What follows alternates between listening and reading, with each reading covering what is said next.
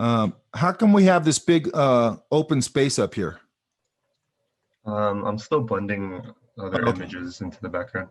So what is it? Is it sort of just like an overview of that year or whatever? I think we talked about this, right? Yeah. You guys can see my screen, right? Mm-hmm. Yes. Yeah.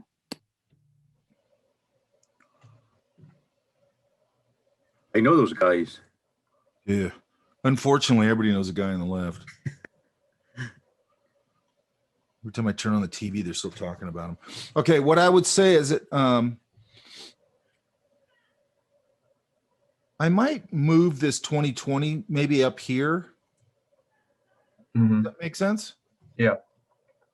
And then as we go into this, like here, I'd probably trick out that edge a little bit. It looks like you did a little bit. I'm not sure, but okay, oh cool, you got them separated. That's good.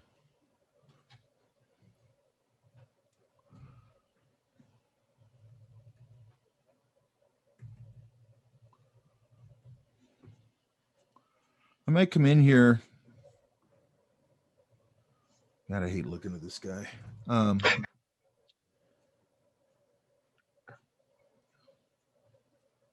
By the way, did you guys hear Rush Limbaugh just died?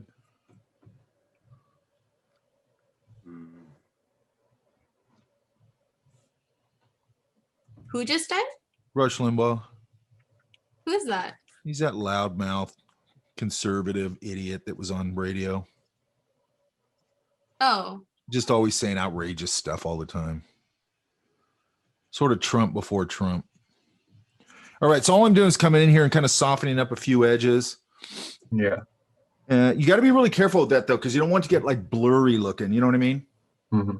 I mean, ideally, what we're trying to do here is get this where, you know, things feel fairly seamless, right? Yeah. That people don't notice any of it. Yeah, so I actually edited the images of Joe and Trump individually so that it would look like their shadings would look a little more similar. Oh, that's good. But then when I added in this background, it obviously made it a lot, like the contrast a lot stronger. Yeah. Well, one thing you could do, so go ahead. Yeah, so I was just wondering like how you think I should. One thing you could do, let me get a better brush here. Let's see if we can do this. So I just made another layer. And I'm going to try sampling this background color a little bit. I want to see, I'm just using a brush.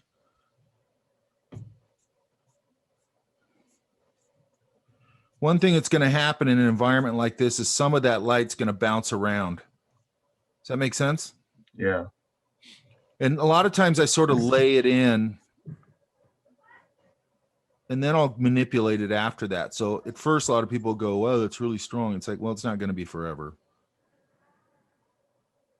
So I'm going to go back to my smudge tool a little bit and kind of soften this up, the edges.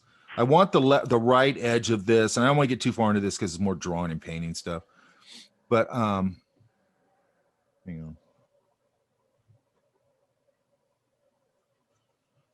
Just going to kind of bounce that light around a little bit. I'm going to see if there's an overlay that looks better. So let's see. Are you using your mouse to draw those lines? You could. I'm using a whatever you call it. I'm using a stylus, but I could do that with a mouse. That's not a big deal.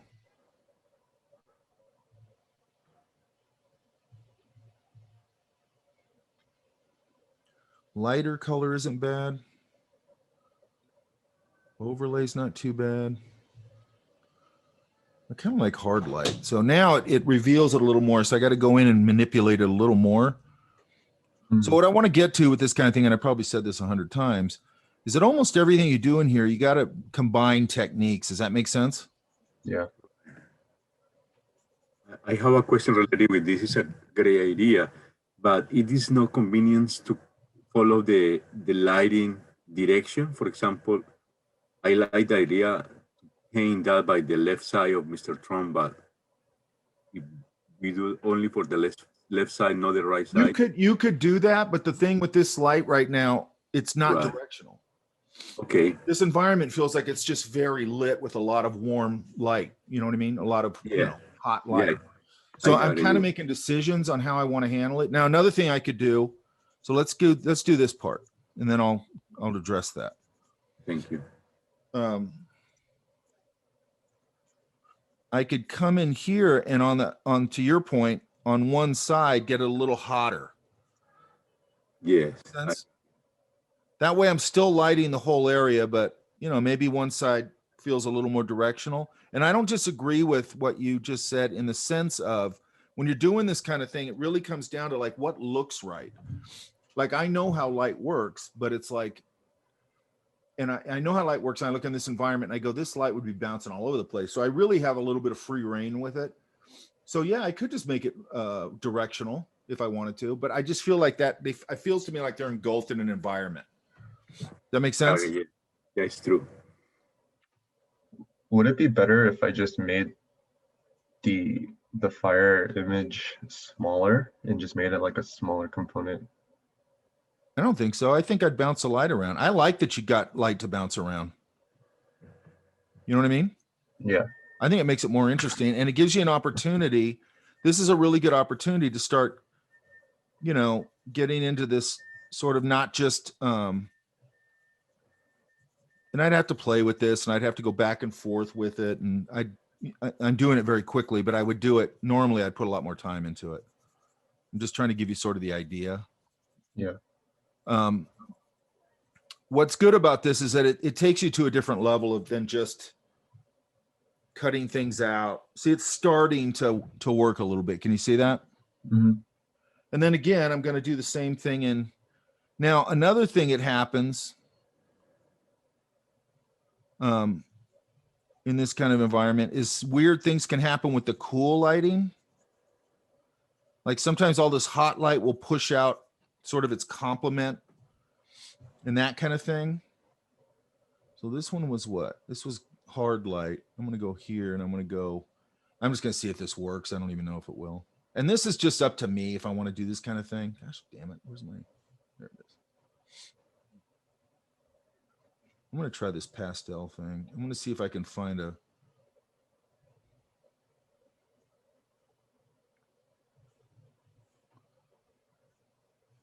And I also could go when I'm doing this, like I could say, and I'm not done with that on his jacket at all. Maybe I could take that's too much. I'm looking for a rough brush.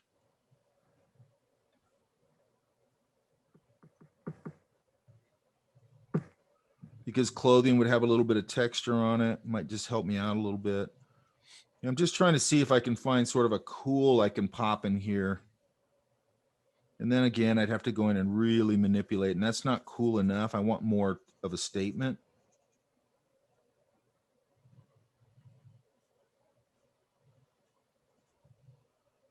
So maybe I can go here in my hue saturation and try saturating a little bit.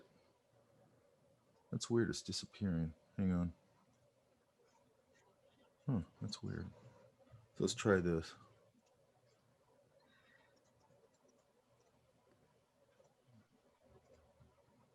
So I'm going to try something else. I'm going to go back to here. I'm going to get a stronger.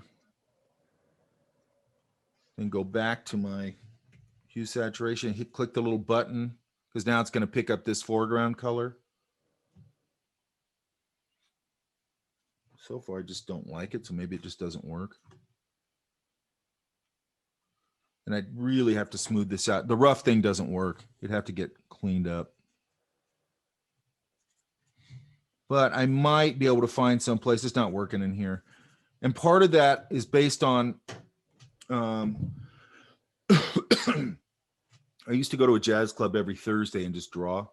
And I started noticing a lot of things about stage lighting. And one of the things when you get a really hot orange, a lot of times it'll throw a really hot violet on the other side, right?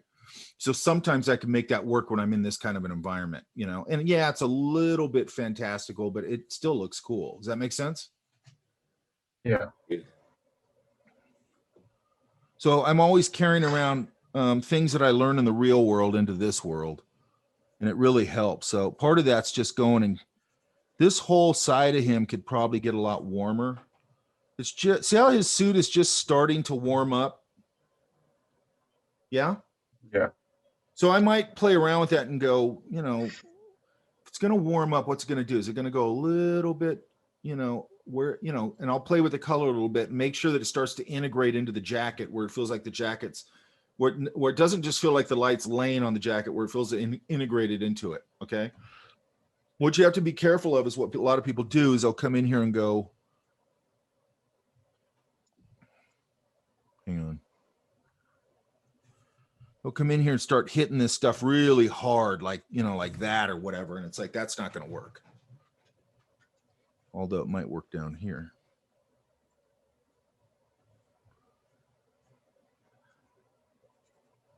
I could definitely get some cools in there. I'd have to dial them in. You know, and then down here where you got this white space, that needs to be filled with this up here. Yeah? Yeah, I was gonna clone it. Yeah, that's fine. Another thing you could do, let's try this. Let's go. Okay, let's try this. I'm going to make a really crappy selection, but so don't do it that way, but I'm going to use this magic wand tool. Oops, I'm on the wrong layer. Oh, wait a minute. Is that just open in the back? Oh, that's just the background. Okay, perfect. You can probably just take,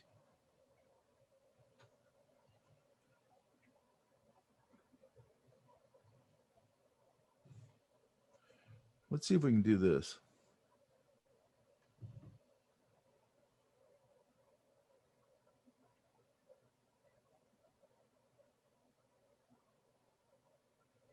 Mike, I was actually going to ask you a question. Yeah. In regards to when the videos are uploaded to your YouTube. Yeah. Is it possible to move like where our little boxes are here? Because sometimes it's a little hard, like you can't really see what you're doing. Oh no. Okay, so what I'm doing, you mean the boxes when you got of you guys? Yeah. Okay, so the reason what I usually do is, and like right now I'm not doing it. Hang on. I usually, God damn it, hang on. I usually kind of move it over here. That's why if you ever notice I do that in class and it'll go past them. I'm trying to find out how to turn that off. Okay, I was just wondering. Yeah, and yeah, thanks for reminding me, by the way. I try and move everything over because as long as I move it over like that, it's fine, right? Yeah. I don't like it there, period. I just think it's invasive and it's unprofessional. It's like, why'd you guys do this?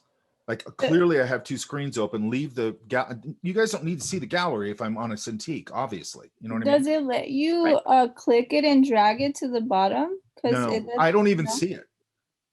Oh, really? Oh. So my gallery view of you guys is on my left monitor and it's just a big gallery view. And then when I go back to the Zoom, like 4 people are squashed on one side. It's totally weird.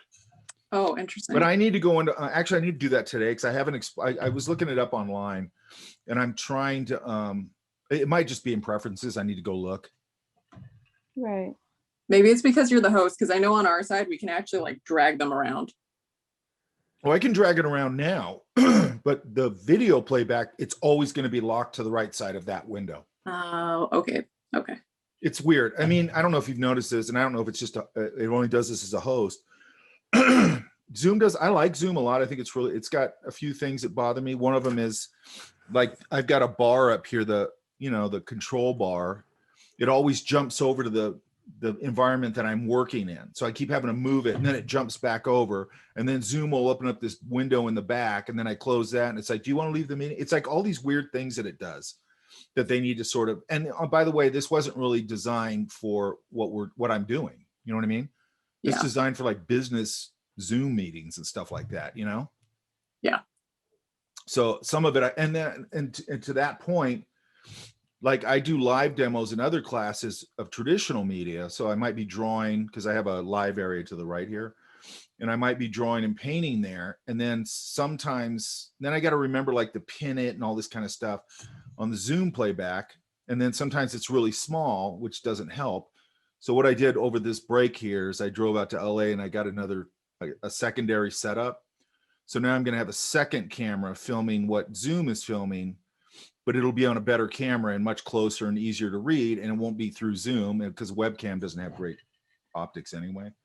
Yeah. And then I'll edit that into the Zoom meeting. So when I go to the demo, it will crossfade into a much higher res, a much better image quality.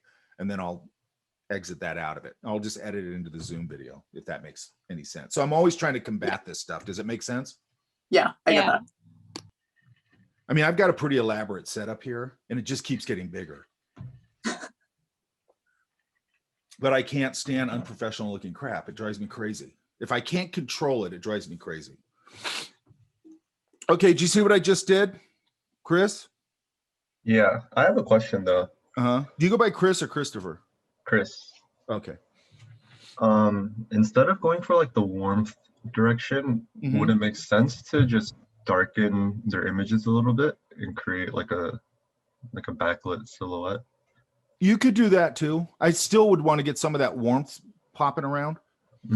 If that light is not being reflected in different places, it's never going to look like they're in the same environment.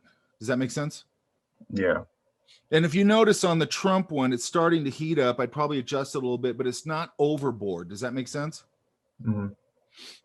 Again, and I'd probably want to warm up like his jacket, a little bit. I just bounce some of that warmth around and then go in and manipulate it because it's going to pull them into the environment a lot. To your point, they are backlit, but I don't know, are they backlit or is this whole environment on fire?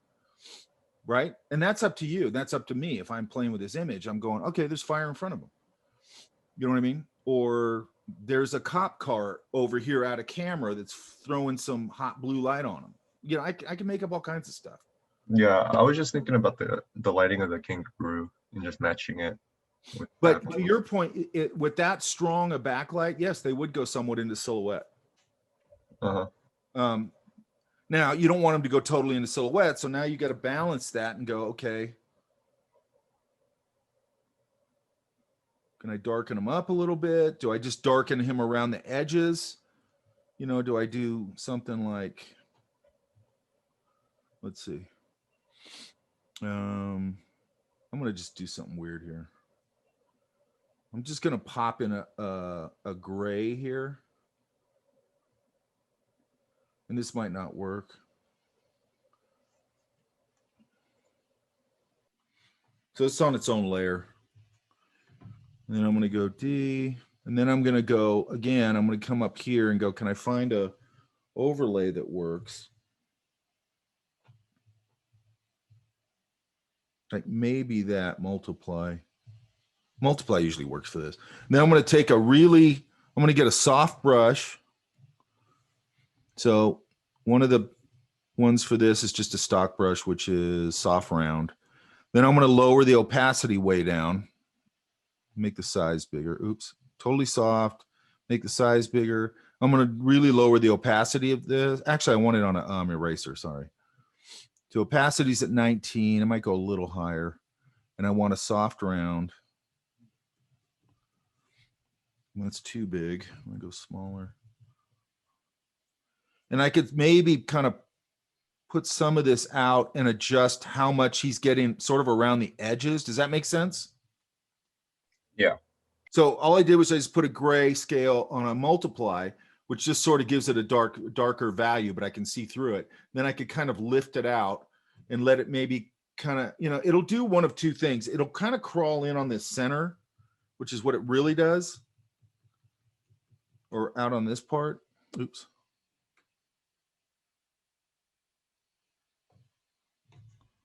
Let's see if I can get it to work.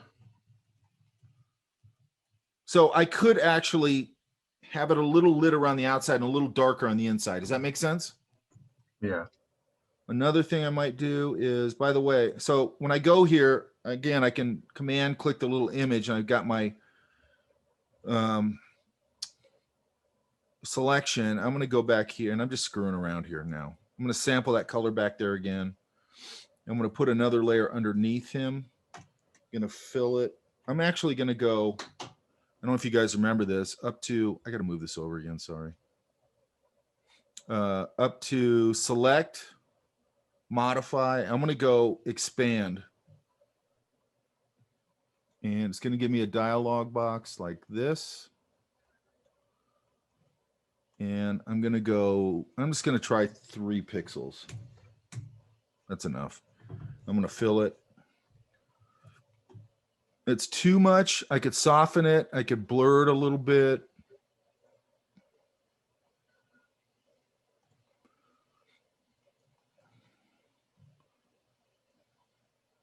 I don't want it to really look like a glow, so I'd probably have to knock it down or make it much smaller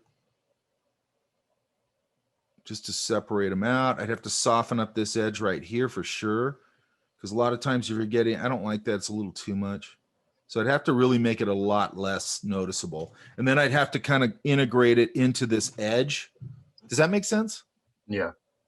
So again, I might come in here and just soften up this edge, because that edge is going to get pretty soft. I don't want it that soft.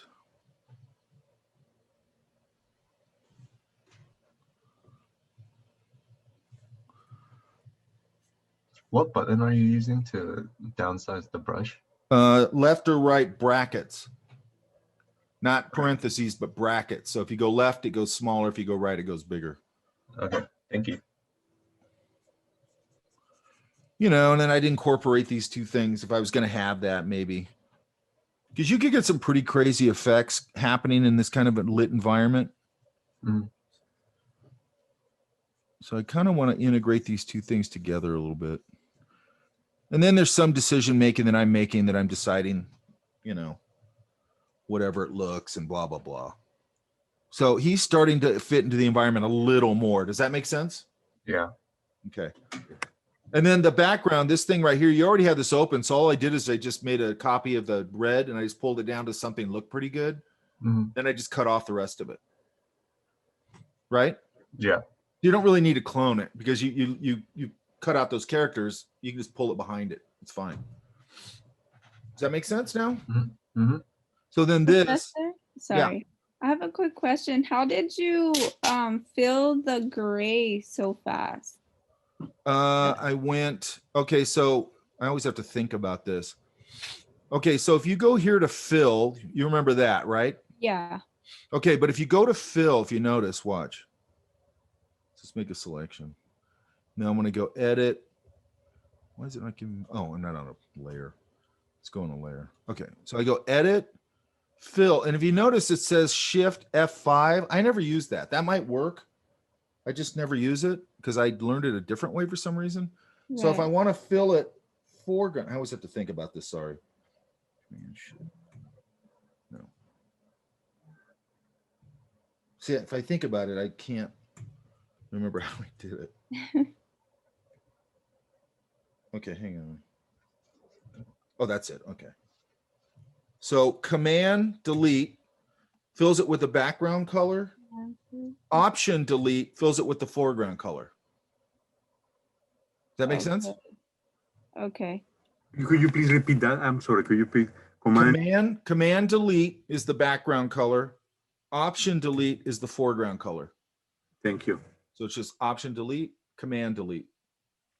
Okay. Like, so that's why I try and find these things up in the file menu. I try and show them to you there first because they show the hotkey. And by the way, the F5 thing might work. I've just never used it. I've tried it and it doesn't work for me. Yeah, it's whenever I see like an F5, one of those F keys, function keys, I'm leery of it because it feels like a Windows thing. And I'm like, I don't think that works on a Mac or whatever. And yeah, I have that doesn't work for me. It's weird. You know what I mean? And it's weird because for the most part, Photoshop's correct on its hotkeys and all that stuff. Yeah. All right. But everybody's understand what I'm talking about trying to get the lighting to fit into the environment, right? Yeah. And Yeah, sometimes is- it can be really subtle. I think I've talked about this. If I'm doing a car, if I popped a red car into an environment and it's a nice blue sky and all that, I might just cool the hood, the roof, and the trunk off, you know, just because that sky is affecting it. It might be really subtle, but that little subtle stuff is the stuff that makes the big difference. Okay. So somebody's like, if you go and look at what these people do for like Vogue magazine or any of these, you know, or go look at what Annie Leibovitz does, you know what I mean? On these crazy shoots she does. I mean, you guys should watch that, by the way, if you get if you have masterclass, I think she's on there, but I think there's some stuff on YouTube about her. And Annie Leibovitz came from like, she can do any kind of photography. She can do street photography. She can do photojournalism. She's an amazing photographer. But now after all these years, 40, 50 years of working, she now has this very elaborate, very fantastical kind of style. And when she goes on a shoot, man, it looks like a movie shoot. Like she's got a giant crew. She's got all these props. She's got horses. She's got period carriages from Marie Antoinette's days. Everybody's in period costume. It's a huge thing. Okay. And then she's going in and really manipulating these photos a lot, you know, and she gets shit for it from some people sometimes because they're like, well, you know, blah, blah, you're doing this. And she's like, I like making these images, man. I've done all that other stuff. And she still does that stuff. You know what I mean? But it's like, why would you limit yourself? Does that make sense? Yes. I like here because Go ahead. the image was a little bit flat, but now adding those kind of colors from the background, it get more. Yeah, it's a good point too. Is like if you look at the jackets and stuff, they're Right. losing a ton of information. So I might be able to go, and I doubt it, but let's see. Let's look at this Trump image.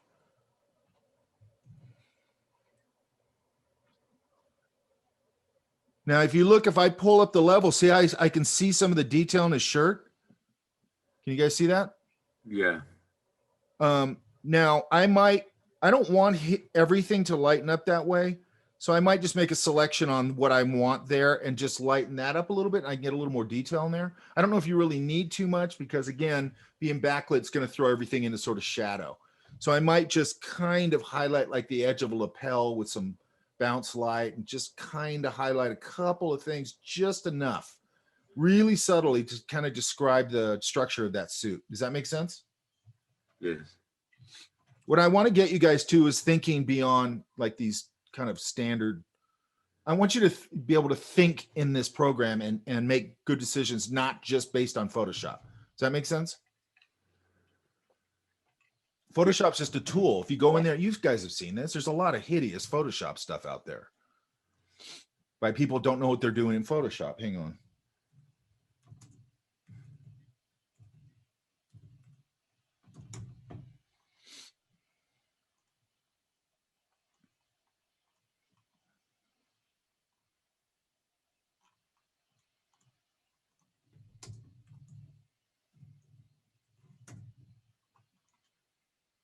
Of course, now I can't find any of these images.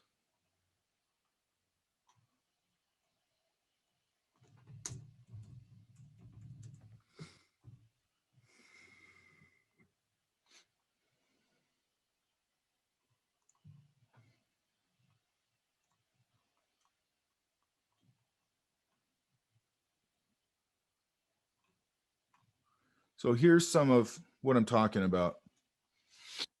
Okay. These are heavily edited images.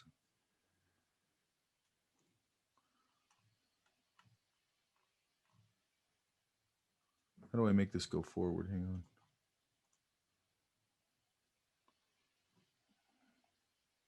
Does that make sense?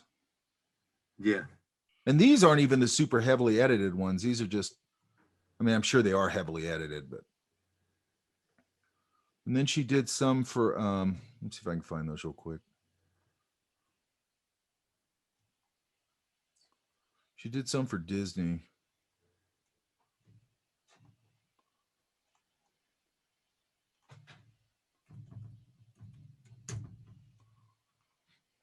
Yeah, these are a better example. So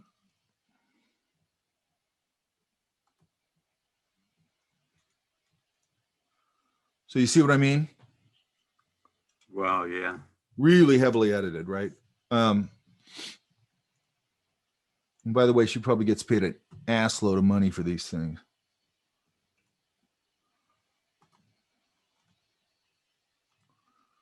But anyway, you can go on like YouTube. I think it's on YouTube. You can look this stuff up. There's one where I think she's doing the Marie Antoinette shoot, and it's interesting. And I think there's some with the Disney one. There's one where somebody has wings or something, and they have to manipulate the wings with all this stuff, and then they take all that out in Photoshop and do all their business with it.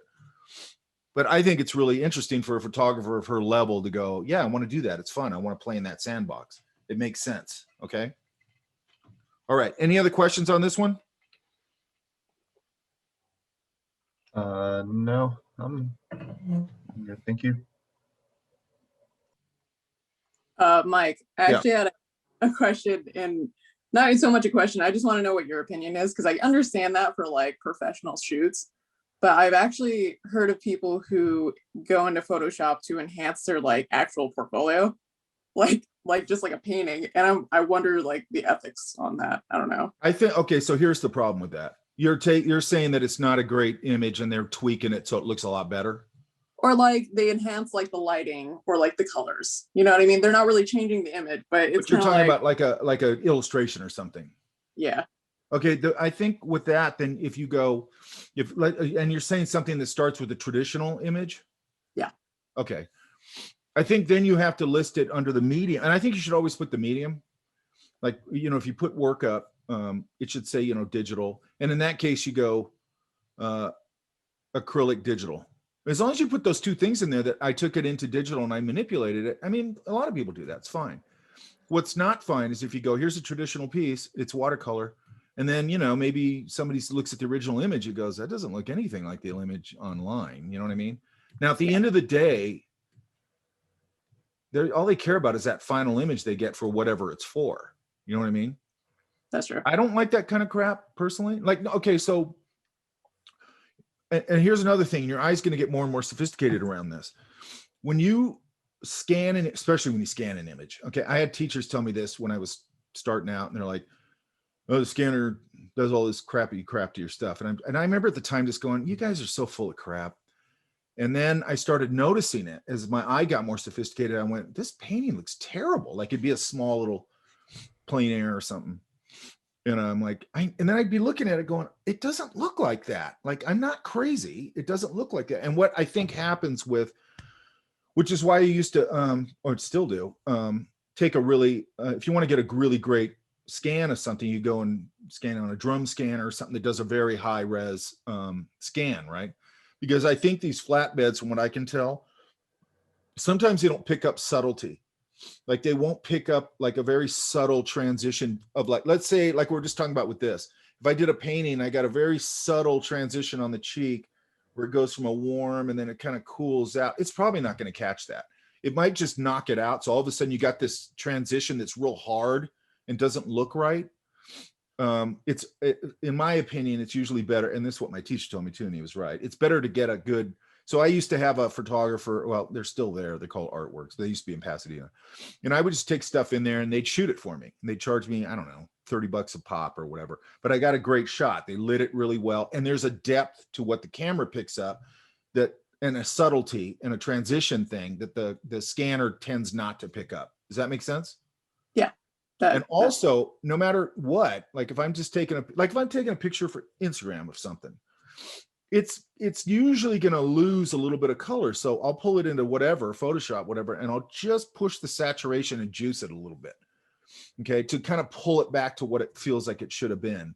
And I might even go in there and dodge and burn little things. Cause what it does is it's averaging. So it might go, I can't make that big leap. You know what I mean?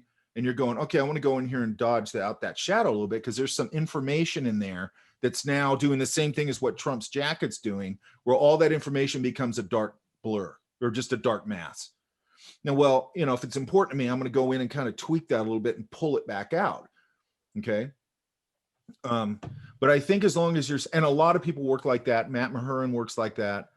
Who you never know what he's doing. It starts with traditional, it goes into digital. He's doing this, he's doing that. It's just all over the place, and it's really cool. But he probably puts. I think he does. He'll say, digital traditional or whatever he puts on there, or he'll just say digital, because he'll just say at the end of the day, this thing's pretty digital. It just, I just think as long as you're honest about it, it's fine. I think if you're trying to show like a oil painting and you're not a good oil painter and you're trying to make it look good to put it online, I'm not a big fan of that. You know what I mean?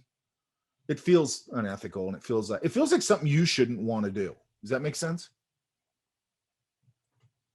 You there? Or am I frozen?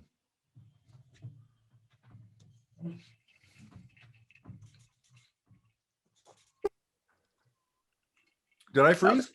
Yeah, you did for a second. Okay. But did you catch what I was saying?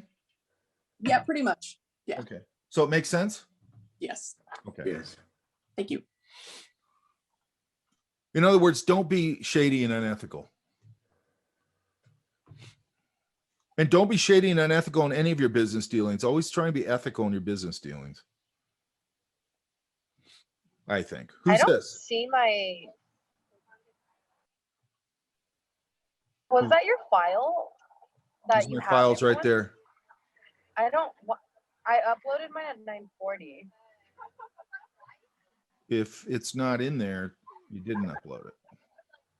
I rushed home from the gym so I could upload this, and it said file uploaded.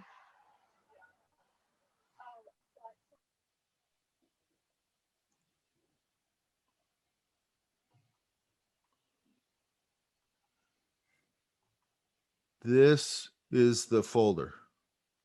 Is it in there? No, it's not. So when it was first open, I think it was Irene. She let everyone know on Discord, and I left, and so I could turn it in. So I had already figured it was uploaded. So when you gave us the time to do it again, I didn't bother.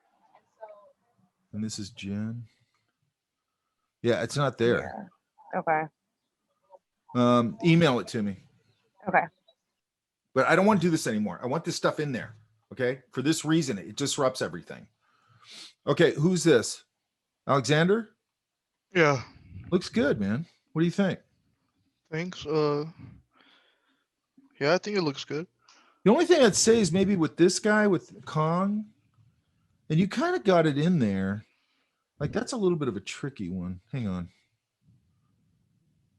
See, this gets tricky because it's like, I'm just going to try something here.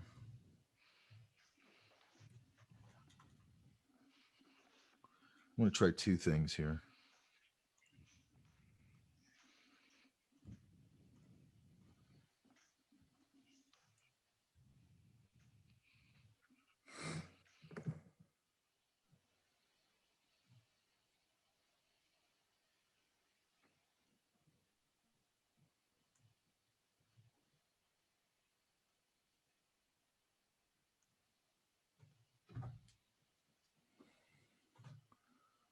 I might, I'm trying to do two things here, but I'm trying to do it with one swoop.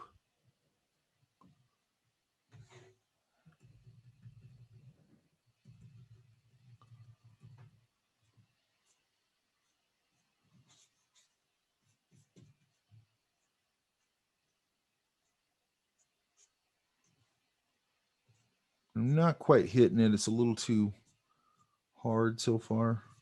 But I might try and get a little bit of, let me try something here.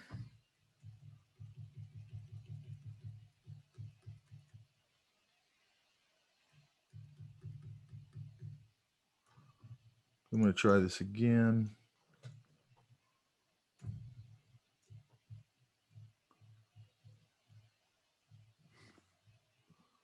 So screen.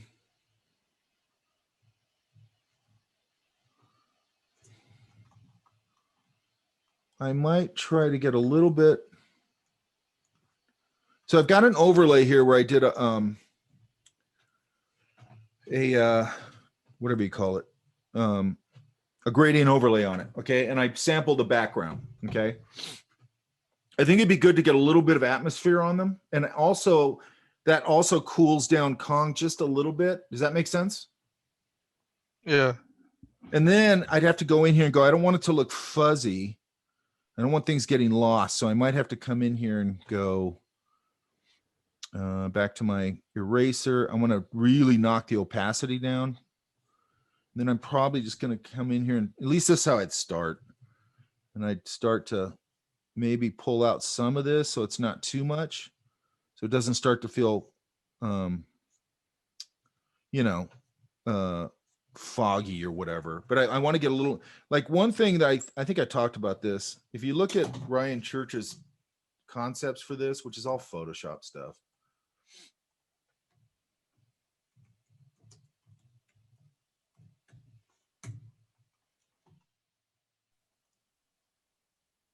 He puts a lot of atmosphere on it.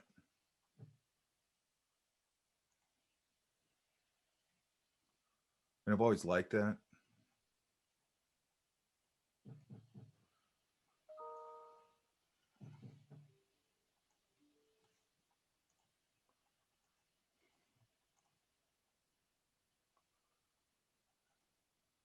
Hang on.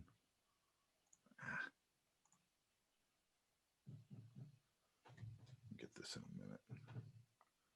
Okay.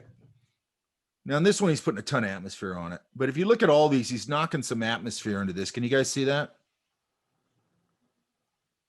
Yeah? Yeah. Yeah.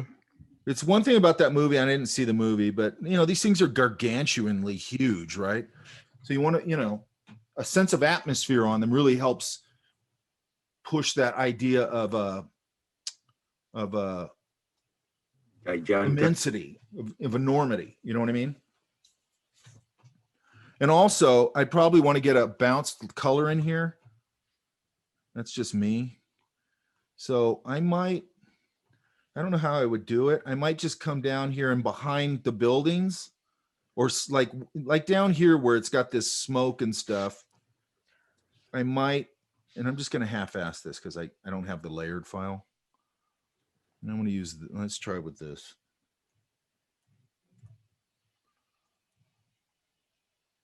I'm going to warm this up to a little bit more orangey color and see if I can make this work.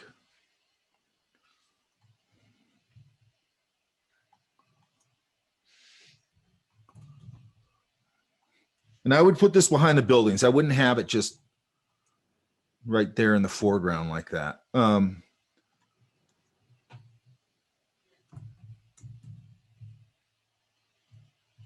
what I would want to do, like I would get it behind the logo and all that. I wouldn't want the logo affected by this.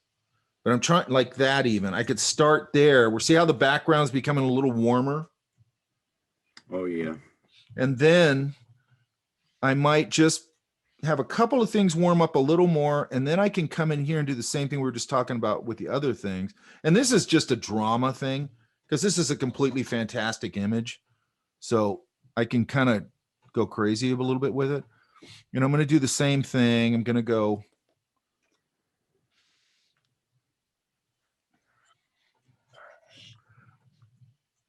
down here towards, I'm going to get another layer.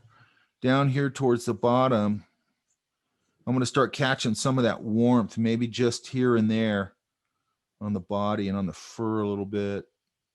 And again, I'm going to manipulate all this. This is just my starting point. These down-facing planes could get a little bit of warmth into that shadow a little bit. I don't want to do it everywhere, little there. And then Godzilla could get a lot, or not a lot, but he could get some too. And down here, as it gets down lower, I can get a little hotter with it. Can emphasize this a little bit.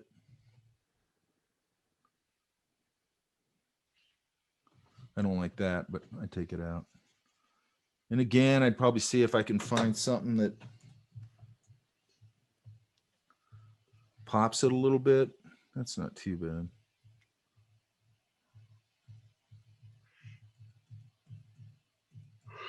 And it might just be, oh, that's kind of cool even. See, now that's just dissolve, which I don't necessarily want it to just be all dissolve, but I'm going to manipulate it a little bit with this. Still a little too much. I don't like it. I'm going to go back to normal for now. And I'd come in here and start painting into this and manipulating, and probably come in with a rougher brush on Godzilla. I'm going to give you guys my brushes probably this week. And I'd start building it up. Does that make sense? Mm-hmm. And that's just something you see all the time. That warm, cool thing, you see that constantly. Okay. Especially with entertainment stuff. If you look, probably here. I'd have to find one. But I know this guy does it all the time. Hang on.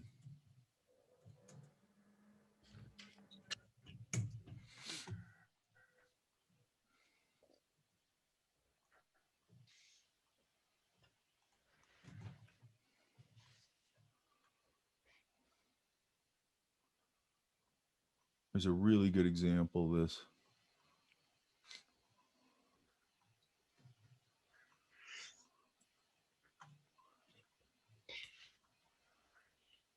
Here's a good one.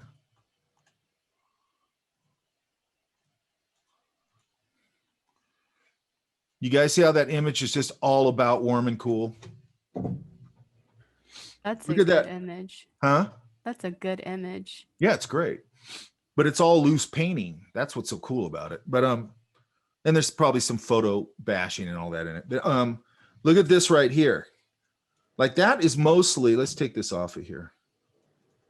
Who's the artist? That's Feng Zhu. Is that how you say it? ZHU? Yeah, I think it's Shu, but Shu? I could Okay. be wrong. No, I have no idea. So let's look at this.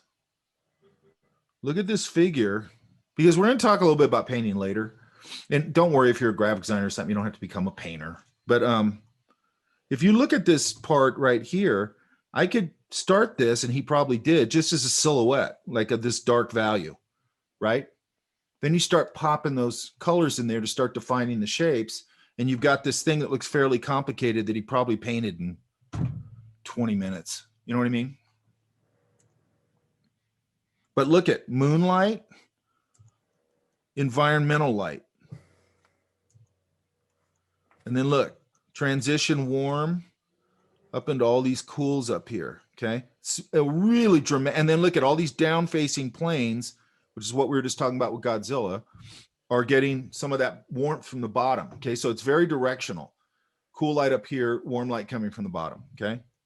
And then also look at how, when you get in here, there's nothing there. It's all just loose brushwork. Look at that, which is why it's so cool, by the way. But look how dramatic that is. Right? Mm-hmm. Why do you do that? Why does everybody do that?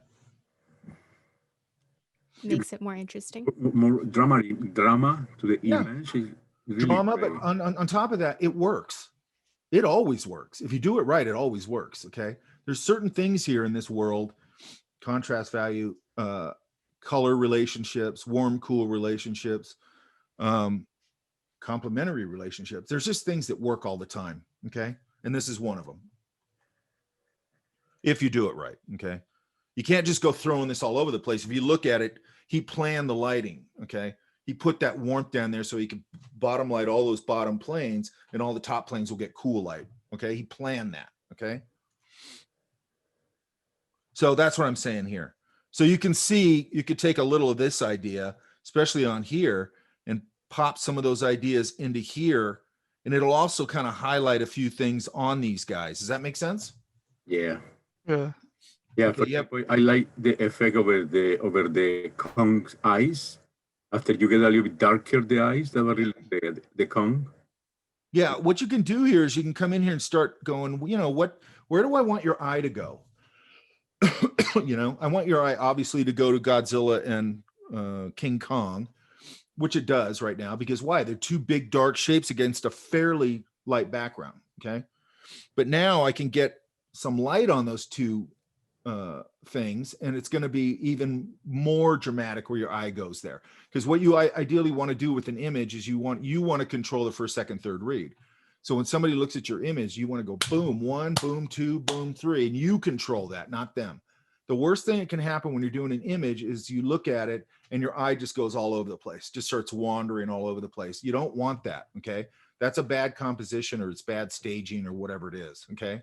You don't want to do that. You want to control that read. Okay. That's why you always hear in composition, it's like, hey, I've got this gate here. It leads your eye in, then this path swoops around, and then this, and then it goes over here and leads your eye out. All that stuff is important, right? In this case, we're using more dramatic lighting, contrast, all that kind of stuff. Does that all make sense? Yes. Yeah. Alexander, do you have any other questions? No. That's a good job, man. I like the way that he treat the text, the letters. Yeah, me too. Hey. I like all of it. I mean, to be honest with you, when I went, as looking over all these just as an overview before class, actually they're a lot further along than they usually are. I felt like most of them look pretty good. So now what we're doing is just trying to, I mean, if you have a good image, my goal is to sort of go, okay, how can we plus this and make it even better, right? Or how can we fix little things that are maybe not working or whatever. Okay, who's this? Brandon. Where's Brandon? Okay, I don't know where he is. I'm here, my bad. I'm kind of lagging a bit. Sorry, I have like 2 people doing Zoom calls right now in my house. Okay, how come this one's behind that? Yeah, I was working on it, and then I really wanted to blend the 2 together, and then I had no clue how to. You mean the moon and the moon and the whatever it's Yeah. called? Yeah. To what end? Basically, I just want to make it like it was kind of built into it to a degree, but then it just kind of looks like it's behind it. So it's kind of like messing with some lighting techniques. Yeah, Except the I thing failed. you got to do if you want to have that incorporated into it, you have to answer a couple of questions. You have to go, is this a planet riding, or that's been being moved by some sort of spacecraft? Is that what we're saying? No, it's just kind of built into it. But It's is it a planet? Yeah, well, it's just the moon. Well, then you got to go. This becomes it, because I talk about this constantly. Transitions, right? Number one, it helps me if I have a reason why. Like, why is that built into the spacecraft? No clue. I guess it's just some made up. So I need an answer to that, because I got to go, okay, is this a planet that was in peril and they built this superstructure around it so they could move it out of peril, and now they're wandering the galaxy trying to find a home? I don't know, right? But if it's that kind of thing, then I got to look at it and go, okay, well, this would have been a superstructure built around this. So what's the transition? How's that happening? And then I'd go to research the closest thing I can find. Does that make sense? Yes. So are you just like saying like a moon base or something on there? Go ahead. Like just add more to it to like. Well, you got to figure out how it's being held on there. Like, is it being held on there? All right. Like, it's going to be held on there. Like, there's going to be, and I'd have to go look at I'd probably go look at like the space station and all that kind of stuff. Yeah. It's going to have some sort of apparatus. I get it. Like a kind of like something to define it, tell what it is. Well, yeah, and what's holding this together. So it's going to be something like, and this is a painting, but it's still the same idea. It's going to be something like,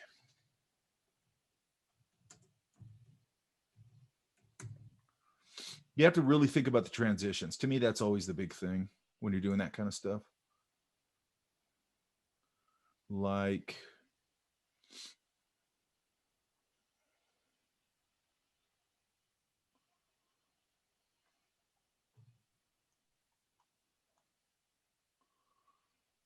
I mean, this guy's stuff always feels very thought through and believable, the way these things are transitioning from one area to the next. Does that make sense? Yeah. And then there's one in particular, like here's one with the Death Star or whatever. The Death Star is a good example. That's a big, giant planetary sized object. And they really figured out, just from a visual perspective, they figured out a way when you see that in the movie, it looks believable. You know what I mean? Yeah. And some of that's like, I'm trying to find this one image on here. Some of this is just like all the surface texture they put on it here. you know, they just thought it through, but there's one image in here. This guy was phenomenal, man. These are all paintings. Yeah, these are casein and acrylic. Whoa. Guy was nuts. But you know, I talk about it in other classes, like it's not as crazy difficult as you think. A lot of this stuff is just brush and scale work, which, I mean, he was a master at it. But hang on, let me see if I can find this real quick.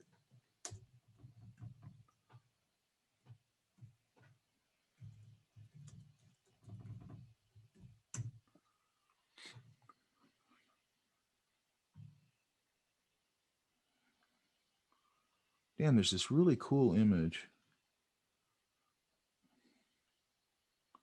But even like something like this, of course, I got a small picture of it.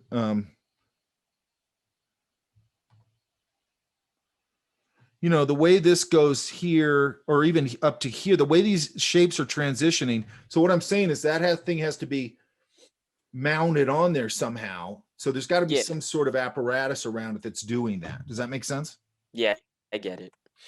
So there has to be a transition. A lot of people, and it's a common student thing when they're doing, especially when they're doing sort of fantastic things where they just don't even think about the transitions. You know, they tend to smash things together and things like that. But it's like, no, how does that, you know, and give yourself just a quick, like, you know, would that planet have to be surrounded with some sort of dome to hold the atmosphere in? Because it's in the emptiness of space, right? Yeah. Like they're on and on and on, right? And then I'm not going to overthink. And then I'm going to go right to NASA stuff. Like there are amazing photos from the International Space Station where it's just stuff like that you don't think of. Like there'll be, you know, it's two guys spacewalking and all the apparatus around them from the space station. It's like this random stuff, but I can steal a lot of those shapes. Does that make sense? Yeah, I get it. But this other stuff I think is working pretty good. I might give that, because the planets and even this one, do I have the, oh yeah, I can. Yeah, that one I just wanted to make that brighter because it just looks really dark compared to the moon. Sure. And I'm still adding stuff to the picture, so I'm not done. But it's like that Earth, it's like the only one I could find that really suited what I needed, but it's just really dark. I don't think it's too bad. Really? I don't know. I tried I think it's called the Dodge tool, but it just didn't. Okay, here's the thing with the dodge and burn tool, and I probably already said this. You got to be careful with those because they can be, I don't know the word. They can be, sometimes like the burn tool will just make everything so, it'll take all the color out of things and it gets real gray, blackish, and it's just gross. And the white can do the same thing. Now, sometimes they're perfect, but sometimes they're not, okay? And that's why you got to know which tool to use for what, because you go, oh, I want to lighten this up, but then you go, this doesn't look good. So then you go, oh, maybe I'll go into levels and pull it out or whatever. Does that make sense? Yeah, I get it. So I'm going to go, how am I going to do this? I'm going to, here's what we'll do. I'm going to invert this because I don't have the layer. One thing on planets and things like that. Oh, now I'm too far up. Damn it. Hang on.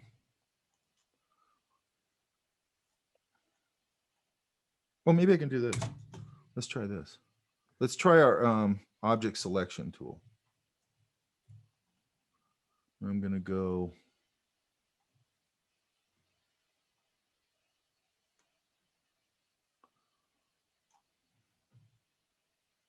Okay, that's not bad.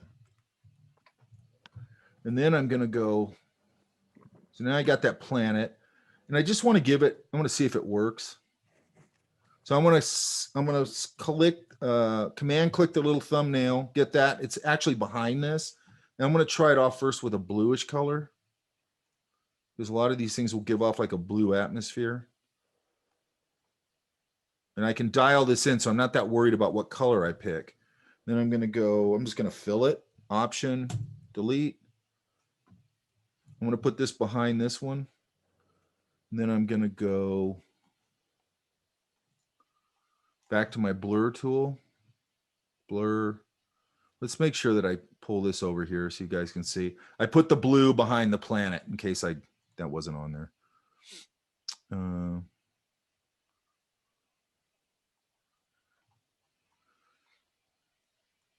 Yeah, and I can give it a little bit of a like an atmosphere. Does that make sense? Yeah. Yeah. So the blue in the back. So you just okay. All I did Trying to was, figure it out. here's all I did. I made Okay. a selection with your planet. I Mhm. just cut it out. So that's right here. See it? Yeah. And then behind that, I made a duplicate of that layer. I command click the thumbnail, which reselects it. Mhm. And then I just filled it with blue and then I blurred it. Okay. And it's I get it. behind. It's behind it. Now, some people go, why don't you use a glow filter? It's like, because sometimes I like to control it a little more. Yeah. And then I could go Command U. I always do this. Command U pulls that up, or Hue Saturation. And I can run through the spectrum here and go, is there a color that works better? You know, maybe the warm color looks better. Kind of does. You know what I mean? Yeah. So, and I start building it. And then I might come out here at some point and put a nebula back here. You know what I mean? Okay. Like, and this is very simple. I'm going to show you guys a much more elaborate way of doing this later, but hang on.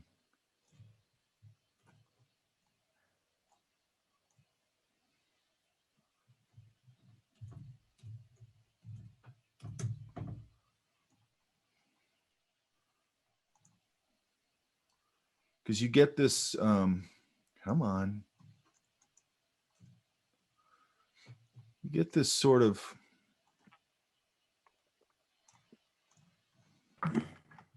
nebula stuff. And I'm trying to keep this within what we've already talked about to a certain extent. So you get this kind of stuff in space or whatever. Oops, hang on. And I'm just referencing, why is that doing that?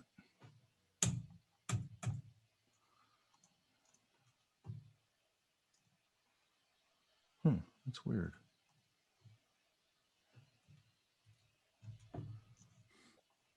It's picking up this weird shape here. Hang on. I'm going to get rid of this for a second. Okay, that's really annoying. Try this again. There it goes. And maybe I could just sample, let's say, this bluish thing. I could come in here, get a big, I'm going to get a, let's just try a different kind of brush. Let's see what this does. I'm going to put this on its own layer. And the only reason this image is there, I'm just sampling some colors off of it.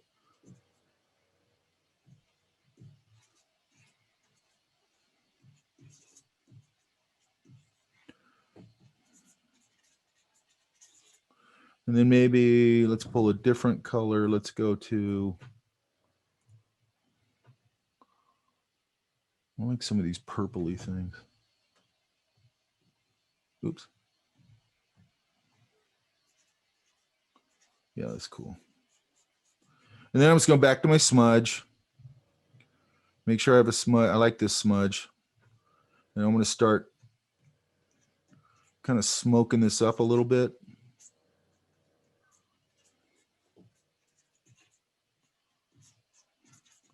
And now I'm going to go back to another smudge. It's much more like this, probably. And I'm starting to get that smoky nebula thing going on.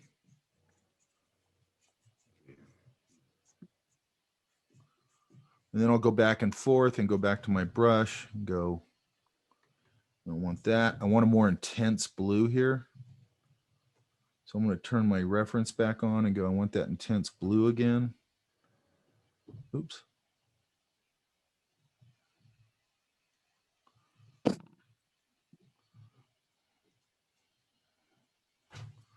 And then I'm going to go back into here a little bit. I don't like that smudge, so I'm going to go back,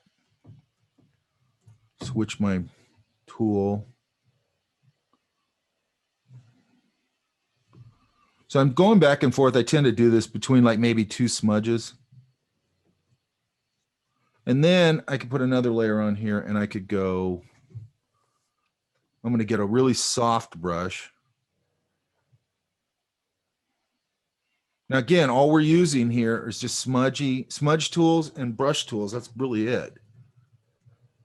And then I'm going to go in here and get a really intense or fairly intense color. That's pretty good. I'm going to make sure this brush is really soft. I'm going to put a couple of little different sized things in here. I could do some different colors, but I'm just going to leave it at that for now. And then I'm going to come in here and grab this really intense color. Hang on. I hit Siri somehow. You froze again. Am I frozen? You were for like a second. Okay. So we're fine though, right? We know what we're doing, where I'm at? Yeah. Okay. So I'm going to come in here now and go back to these. Drop my brush down. Now I got a much more intense color.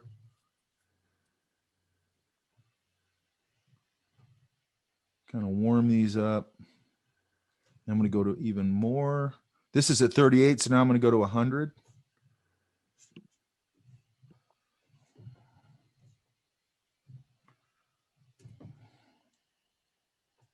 Oops.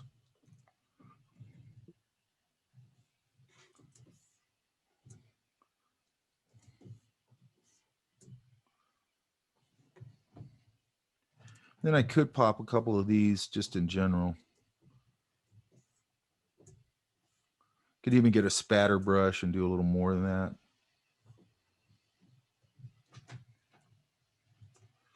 And I could just keep building it. Does that make sense? Yeah, I get it. Right. Okay, good.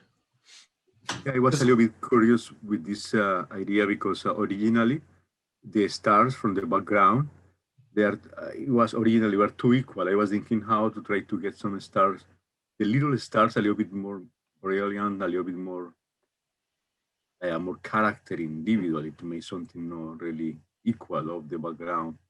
Well, that does make the background a little more interesting, correct? Right. I mean, it adds a lot, and I'd have to go in and manipulate a lot more. And I'm going to show you guys another technique with this later on where we do everything, the whole planet and all that stuff. But see how that sort of connects all that empty area? Yeah. And then I might even have a little bit of fire coming off of this thing. Like I might take some of this stuff. And again, I'm just doing smudgy stuff. I might see if I can find a smudge tool that'll pull this in a nice way. Let's see. Like, I don't know if this will do it. Let's see what this does.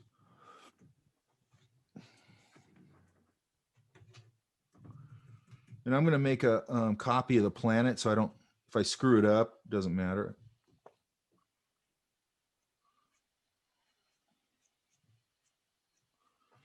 I'm going to go, I'm just going to do a little of this, and then I'm going to see if I can kind of actually pull something here. Let's do.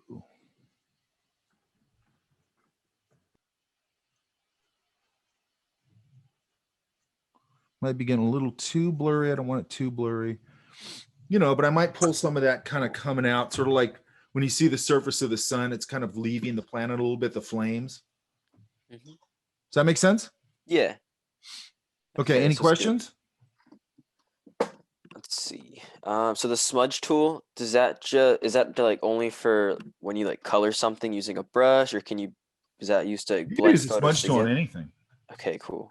And you know what? Have I given you guys my smudge brushes? I don't think so. Okay, so I'm going to put those up. They're already up. I just got to link them.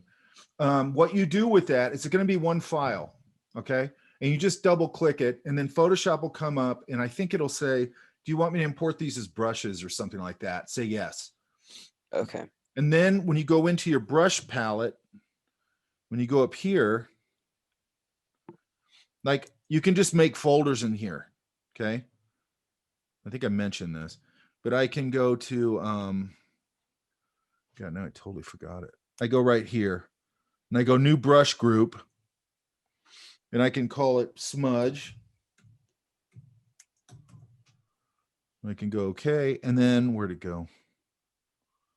That's my smudge. It's, oh, it goes down the bottom, I think. Yeah, there it is. And I can just drag them into that and move this up here. And now they're just contained in there and I know what they are. Does that make sense? Yeah. This set that I'll give you is it's everything that I use. I don't use anything else. And I only use probably about 3 or 4 out of that. And you don't want to go overboard with it, but we're going to always be talking about that, about not going overboard with something. But when we get into later things, and even starting now, because now we're talking about this nebula thing, you need a little variety of smudge brushes a little bit, and you'll probably pick 2 or 3 that you like. Does that make sense? Yeah. But all you gotta do is double click it, and it'll come up. And the reason it's going to ask you if they want to, because I think it'll say, do you want to load as brushes? Those used to be like if things used to be tool presets, it was sort of a different thing. You were still using them as brushes, but it called them something different and put them in a different thing with no preview. And now they've changed that, where things that used to be tool presets, they can import it as brushes, which means it just goes into your brush palette and you can actually see a preview of what it is. Does that make sense? Mm-hmm. So it's just an improvement they made. All right. Like a really good improvement. Okay.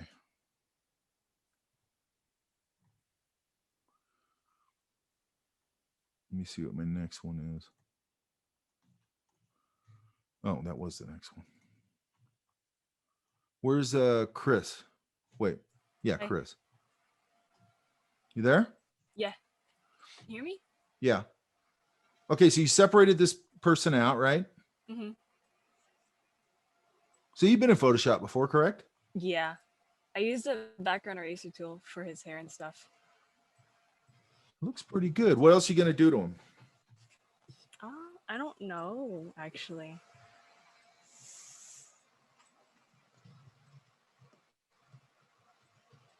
I might just play around with a few stylistic things. And I know you probably want to be in black and white, right?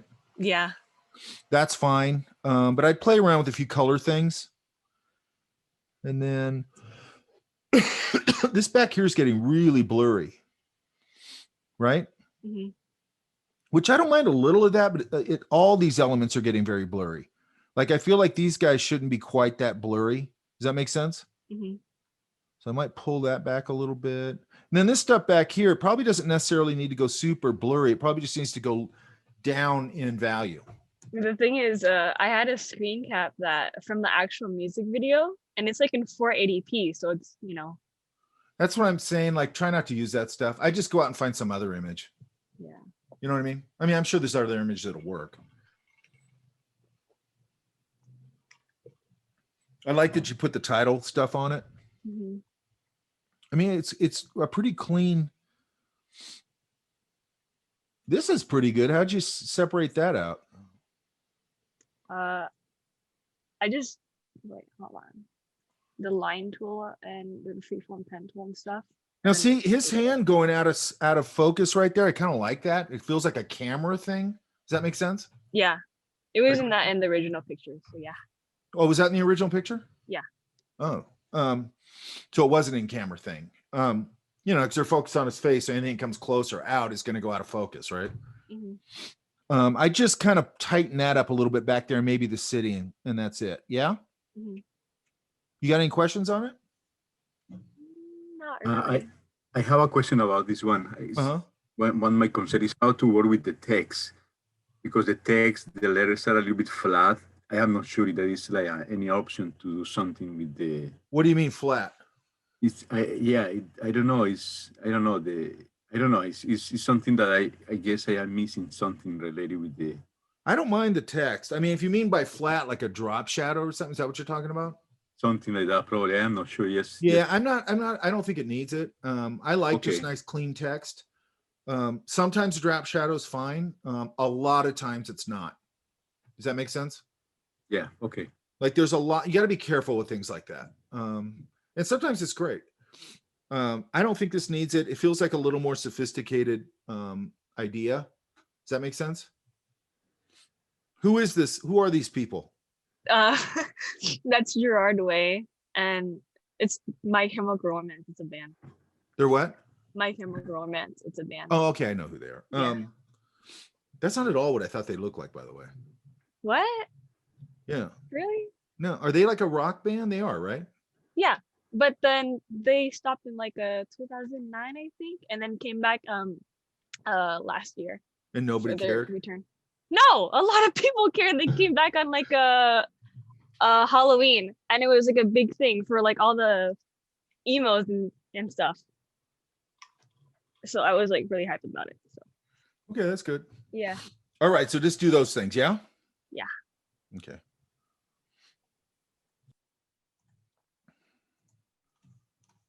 I'm always seeing people I hear about now, and then when I see them, I go, they don't look anything like I thought they would look like. Okay, we saw that one. How did I see that one? What is this? Missing fonts.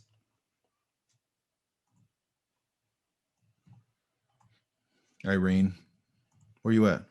Here. Okay. What is New World? It was about the dystopian guy who, or this dystopian world, and then the guy starts creating his own like horoscopes and religion and stuff like that. Is that a movie? No, I made it up. Oh, okay. I kind of like that. Yeah, thank you. I'm going to steal it. No, copyright. I'm going to go pitch it. Okay. I want 10% royalty. Thank you. It's my idea now. You don't get any. That's how Hollywood works. he said he gonna steal my idea. Okay. Yeah,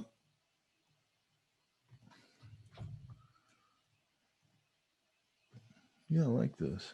Okay, so him, where is he? Okay, so he's under this layer here. Yeah, it says man on the layer title. There you go. So let's see. It looks, yeah, he's got some fringe. You see that? Mm-hmm. So let's try this first. Let's pull this over so I'm not hiding anything. And I'm going to go to, remember this? I don't know if you guys remember this layer thing with this matting. Yeah. I'm going to go remove white matte. It got rid of it. You see that? Yes. Mm-hmm. And you're dealing with a, pretty low res image. So I get it. It's only so much you can do. But let's put this other stuff back on. That feels a little better. Did I miss something here? Okay. And then, again, I could come in here and I'd probably soften a few edges, things like that. I'd probably pull his hair out a little bit over. The hair's the big, looks like you did there a little bit. I'd come in here with a brush probably right here. Where's man? There he is. I'd sample a little bit of his hair color. Get a decent brush.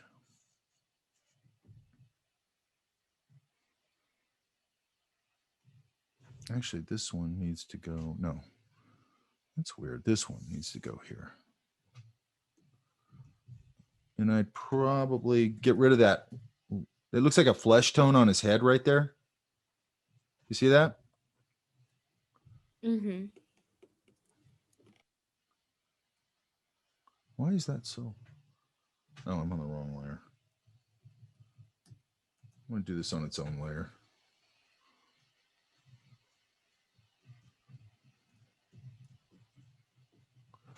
It's really light. I know, it's weird. I'm trying to, it might just be this brush because I got it so small. That shouldn't do that. That's weird. Hang on. Am I on the right brush? Yeah, I am. That's weird. Your opacity is good too. Yeah, I know. That's what I just checked. And it's like, what? Let's just do it here. I'm assuming it has something to do with that brush. Let's see.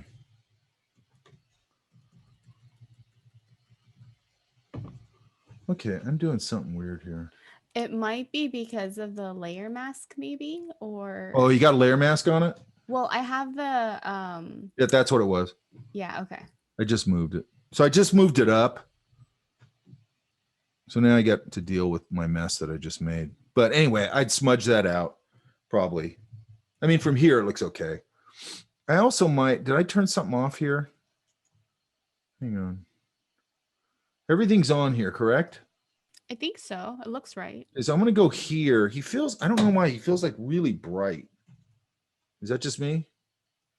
No, I felt like he was a little out of place too.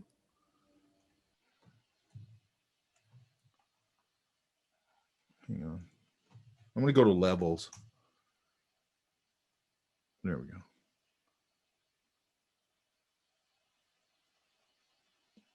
I don't know, maybe there? What do you think? Yeah. The thing I like here is that the way it sweeps across, he goes cooler, and then as it goes warmer up here, his flesh tones and everything lighten up. Does that make sense? Mm-hmm.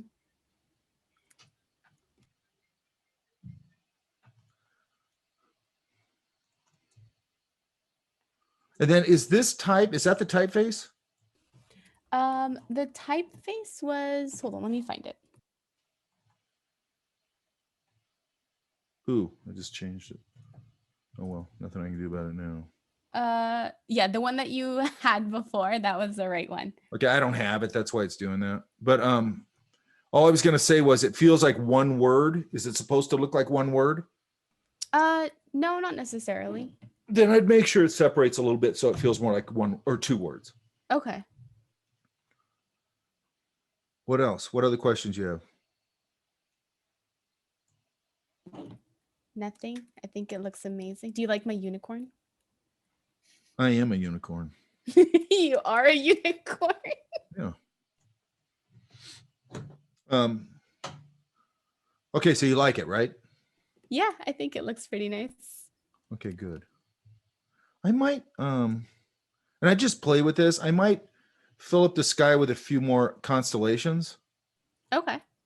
Or just try it. I mean, was worried it would get too busy. It might, but I that might not be a bad thing. Okay. Because what's the story here again? Dystopian world, the guy starts making his own religion and horoscopes and stuff. Okay, so that seems like a very obsessive kind of thing to do, correct? Mm-hmm. So it makes sense to me there'd be like a lot of them. A lot, like, yeah. you know. True. Okay, good. Cool, thank you. You guys are going through this a lot faster than I expected, actually. Usually the first round I see isn't great. But all this stuff is pretty minor stuff. We're Okay, all where's just it? really Where's- talented. Huh? I said we're all just really talented. Sometimes you do get a really talented class. When you get lucky. You got lucky this semester. Maybe. Maybe. Everybody, yeah, it's this turn. Who's this? Mine. Isaac. Where you at? Isaac? Yeah. Where's Isaac at? How come you're not lighting up? Am I not? Or is my mic too low? Your mic's pretty low. Pretty low, yeah. I don't know how to turn up the volume on my mic. I don't either on the that's weird. I don't even see you. Where the hell are you? And it doesn't have a okay, that's weird. I know you're here. You know what's weird about that? Let me screen grab the room real quick before I start doing this. It's the Kermit. I want to make sure that you're in my participants list. And what's an Isaac? I think he's the hermit. It's what? My thumbnail's the Kermit. The picture of the hermit is, I think I'm saying it right. Oh, there it is. I see it. Okay. I just want to make sure you're showing up on my participants list because I actually had one person who didn't. And it's kind of weird. I don't know why that happened. Hang on. I'm going to get both of these.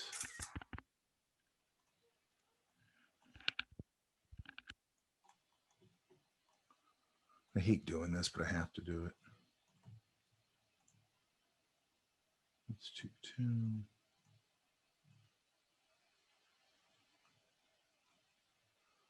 The hell's the other one?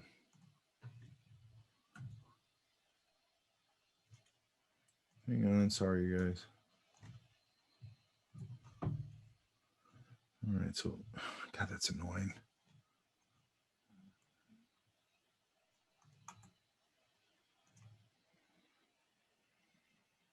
It's February 10th.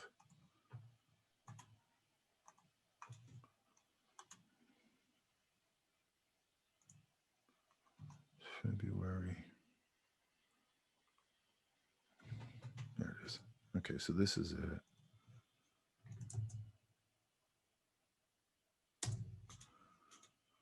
I don't know where the other screen grab went.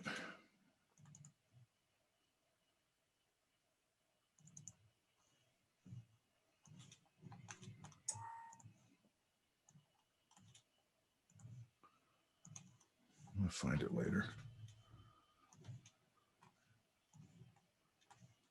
Oh, here it is. Yeah, here it is.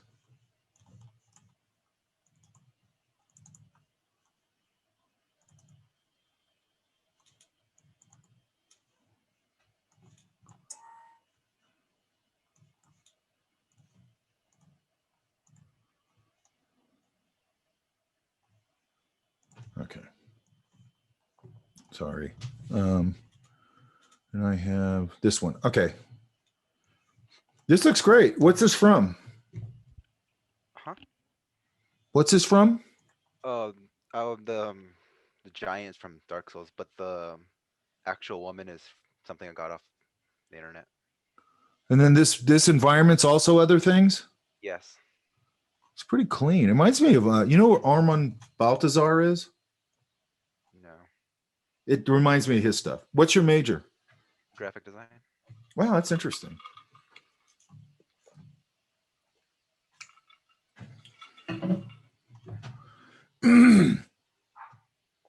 I think you can tweak the, see how this feels cut out, some of these edges? Yeah. Now, sometimes it's not necessarily softening an edge. I mean, there's a couple different things. Like I might even come in here and just shape out some of this stuff a little bit.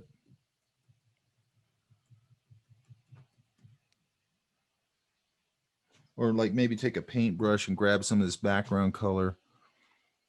Sort of like make sure that, because one of the telltale things of like selections and stuff is that you'll get like sharp edges. Like sometimes you get these sharp edges.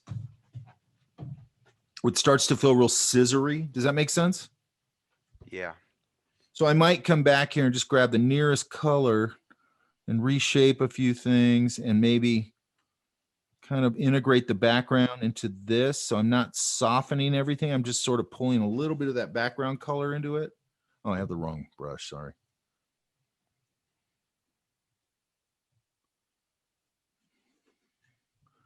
So I'm going to grab a little of this color. Too much.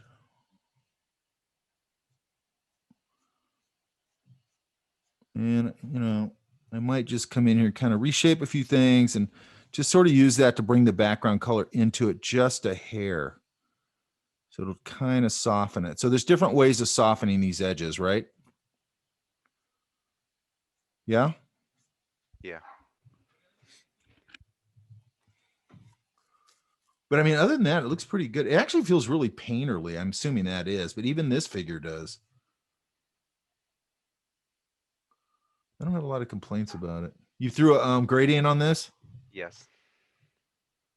Any questions? Yeah, the thing that's kind of bothering me right now, it's the giant itself. It doesn't look, to me, it doesn't feel like a giant to me. It still feels kind of not small, but like. Well, how big is it? I can't say the exact size. But I mean, is it like crazy big, like It's Godzilla big? It's not Godzilla big, but it's decently pretty big. Like 80 feet tall? Yeah, give or take. Okay, it's got it. Okay, so part of the problem is it feels very close. So if it feels that close, then it's going to have to be. I mean, if it was really that close, it would actually go out of frame, right? Mm-hmm. So what you could do, maybe you've got to get a. Go ahead. There's two options that could be done here. One would be to shrink the foreground character. Yep, that's one. and the other one would be to resize the golem and move it a little bit closer. Actually, I think to move the golem further. Well, yeah, that too, actually. Keep it Because the then if same I size move, and move it if I back. move that back, but I give it some height, I can throw a little atmosphere on it and it's going to feel big, just partly from that atmosphere, and then eating up more vertical space, but it's further out. Does that make sense? You there? Yeah. What I'm thinking is like, yeah, what you said is like putting it in the background, but also on his leg, make it look like it's behind the hill, so it makes it look like it's Yeah, front.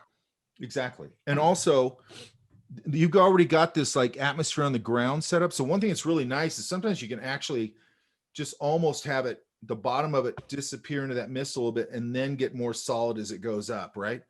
Yeah. And then it also, another thing you might have to do just to make it fit is you might have to take like this. This isn't a layered file, right? No. Okay, that's fine. You might have to take this, and it just depends once you get it out there into its new spot. I think the best solution is to go what we just said, put it in the background a little bit. And I'm going to go, let's go X, V. You know, you might have to drop this into like a little bit of a different position to get a little more verticality out of it, so it doesn't go out of frame as you get bigger. Does that make sense? Yeah. Or it could even get lost. I mean, it's kind of nice to have it there. I get it. And that'll give you a little more room to play with as you put them out there. Because you, and to your point, yeah, put them behind a hill for sure. Yeah. Yes. Thank you. And then this person's in the foreground, so that'll make more sense. And also, as it gets back there, you could probably knock down the value a little, right? Any other questions? No, that's all. I think it looks really good. And then the other thing, wait. Make sure we don't have this hard outline with this leftover fringe, right? Yeah. Yeah, like here, we've got some, like that might just be come in here with an eraser, just kind of knock that out. It could also be, maybe you could try and defringe it.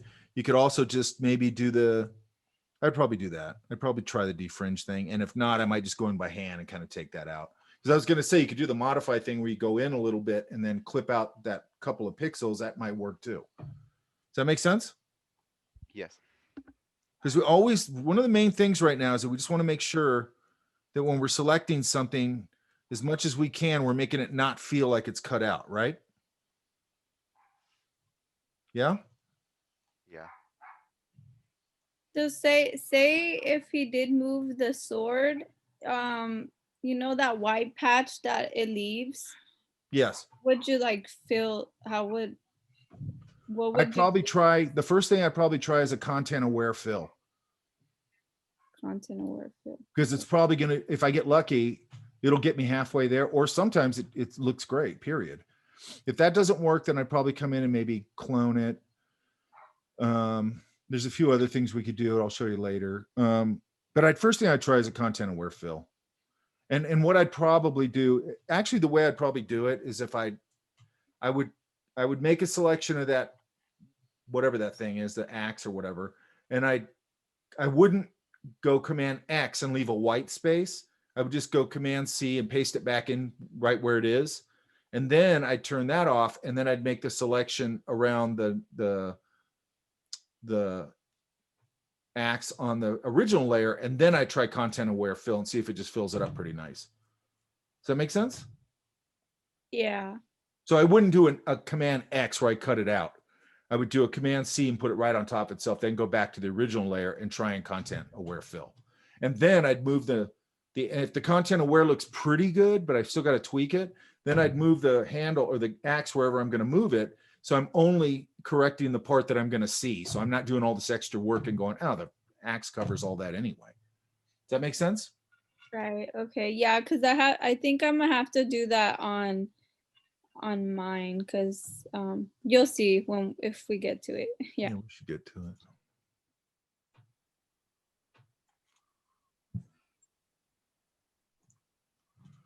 lost my window. Hang on. Here we go. That was Isaac, right? Yeah. I think I can get through these, I hope. Actually, yeah, I know what I'll do. It's fine. Okay, what's going on here? This is Jessica. Yeah. So I was doing that, like the like spoof of like the Hardy Boys book cover. Oh, that's right. Yeah. So that's mainly what's going on. And I did the really cheesy, like, they all have like this very just like generic title that just tells you exactly what's happening. So I kind of went for that. The fire in the clearing. Okay, okay, so here's, if you squint down, other than the fire, everything is sort of the same value. Do you see that? Yeah. Hang on, I'm gonna get this one out. God, this is annoying. Hang on. Okay, that goes. Hang on, you guys. I'm gonna turn the heater on. It's actually getting freezing in here. Hang on.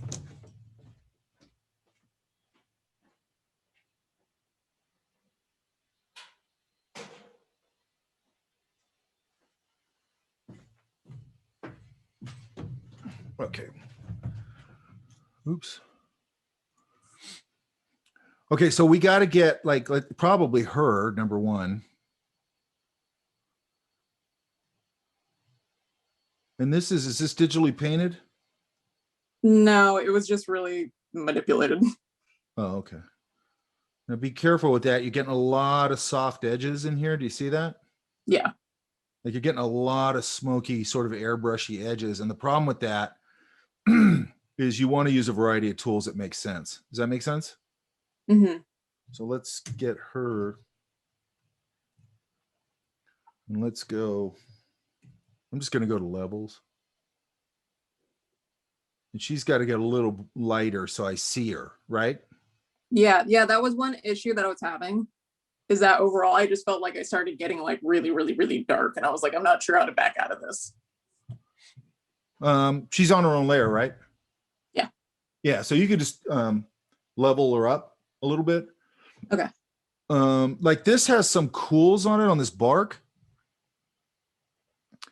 So I'm gonna have to probably give you guys my brushes and my smudges because I keep talking about brushes a little bit. I might find something.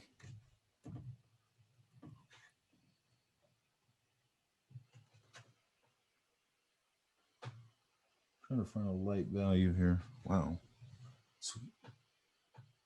It's so deceptive, man. Hang on. Try this one.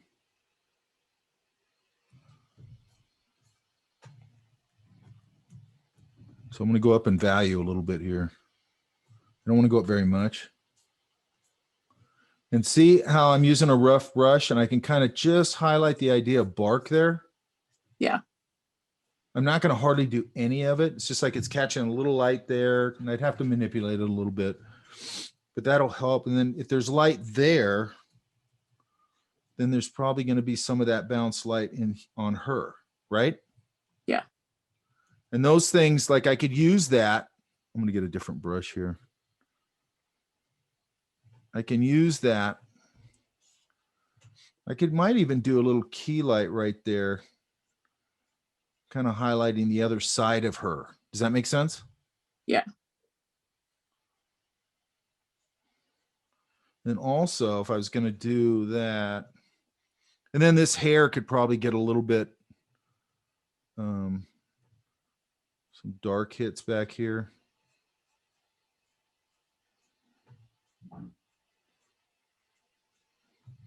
Loosen it up a little.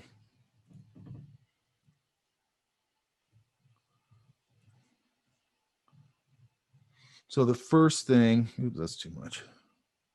You know, does she have a belt?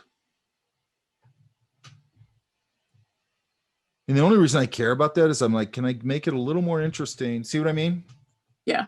Now, I don't want you to get too far into painting and all that kind of stuff. I get it. But I mean, all I'm doing there is making a swipe with the brush. You know what I mean? Yeah.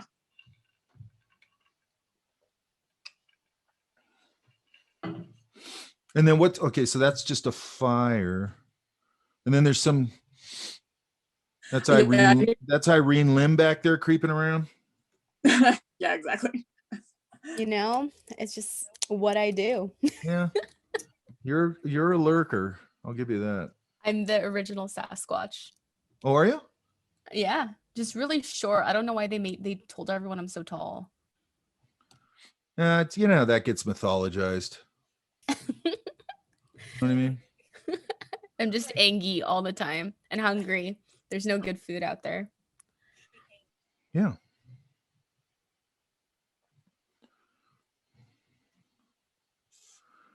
Again, this might be a little bit where maybe. Oops.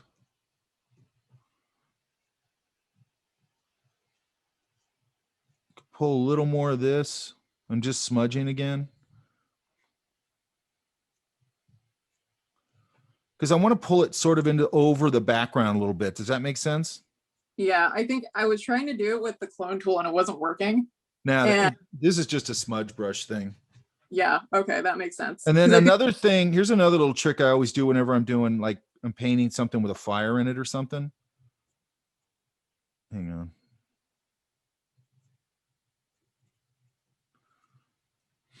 I go and find a hot, let's put this on another layer.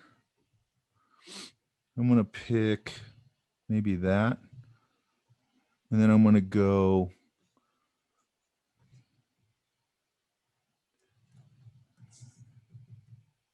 Yeah. And I put some embers going off of this. You see that? Yeah. And I'll grab a couple of these different little colors to vary it. Oops, that wasn't good. And I'll go a little bigger, maybe towards it. And that also helps to put it in the same environment. Does that make sense? Uh-huh. And then I'll grab a few really crazy bright ones. Oops, that's too much. Probably closer down here. Let's get a really bright yellow. That's too much. And that will help kind of pull it into the same environment because those things are over. Does that make sense? Yeah. So we're kind of pulling the flames up a little bit. So that pulls it up over the background a little bit. Then if you put a couple of embers, number one, it's going to have embers, especially something burning like that. It's going to be throwing off embers. And then that also gives me something that dances over the background. So that starts to make it feel a little more in the same environment. Does that make sense? Yes. What's your major? Illustration. Oh, that's right. And what do you want to do? Who knows? Well, what drew you to it? To illustration? Yeah. I mean, I started off in just studio art in general, and honestly, I just wanted to expand my knowledge, I guess. I think illustration's super exciting. Yeah. I'm going to give her a little rim light here.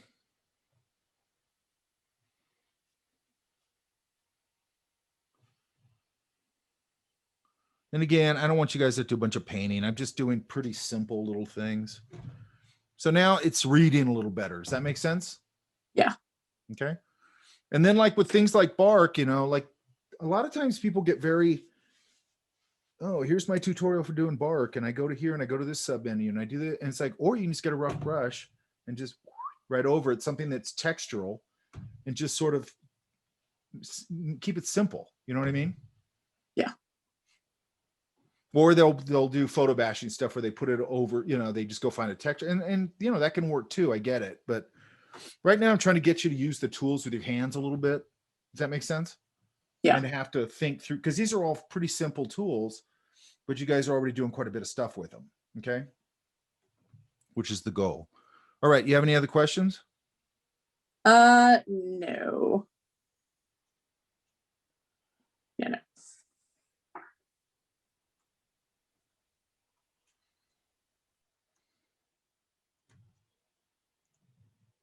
Wait, let me put this. Okay, well, I don't even know where this is at. Hang on. I'm going to go through this one because I don't know where it sits in the thing. Where are you at? I'm here. Okay, what do you think? I think it looks pretty good. What do you think? I'm just, so I was gonna add a pentagram on the right because I feel like it's just kind of too empty. Well, that center space feels like a spot for your type or something like that. Yeah, that's where I was planning on putting the title. I don't know. I was just kind of playing around with it. I don't want to overdo it with more things because I feel I like, agree with that. yeah, like I don't know.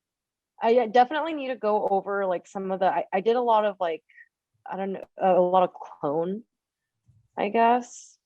It looks good. Well, that's good. How did you, I could not change, so that center part where it's like kind of bluish, I wasn't able to change that color, or I couldn't figure it out. Oh, that's pretty cool. All I'm doing right now is I just put a red overlay over it. Okay, and then just drop the. And then I'm just going through the overlays to see if something looks cool. Okay. I do that a lot. Again, I kind of know what they do, but at the same time, see, like that. That's a real subtle lighting. That's what I was looking for. Yeah. Okay. So that sort of just tints it, and then I could. And this, I'm just throwing stuff out because I think it actually. Okay. Doesn't mean to change it or anything, but I always do this with my stuff. Okay. Hang on. Let's go here. There it is. So what I'll do is I'll see if I can roll through the spectrum here and go, is there a cooler color that I might like more? Oh, I see. I see. Okay. You know, so then you might go, well, I kind of like, let's see what the original was. That's the original. So then we could also go back here and go, do I want it saturated a little more? It's not really saturating. It's because it's an overlay. It's not doing too much to it, but I actually think just something subtle is nice. Yeah, it was super vibrant earlier. So, you know, you can just try different. I mean, the blue's cool too, but the only thing about doing something like this, when you have a monochromatic image like this, do you see how it kind of unifies everything together? Yeah. So you can even just do the same color you're already doing if you like that. Actually, there was a bluish one in here somewhere.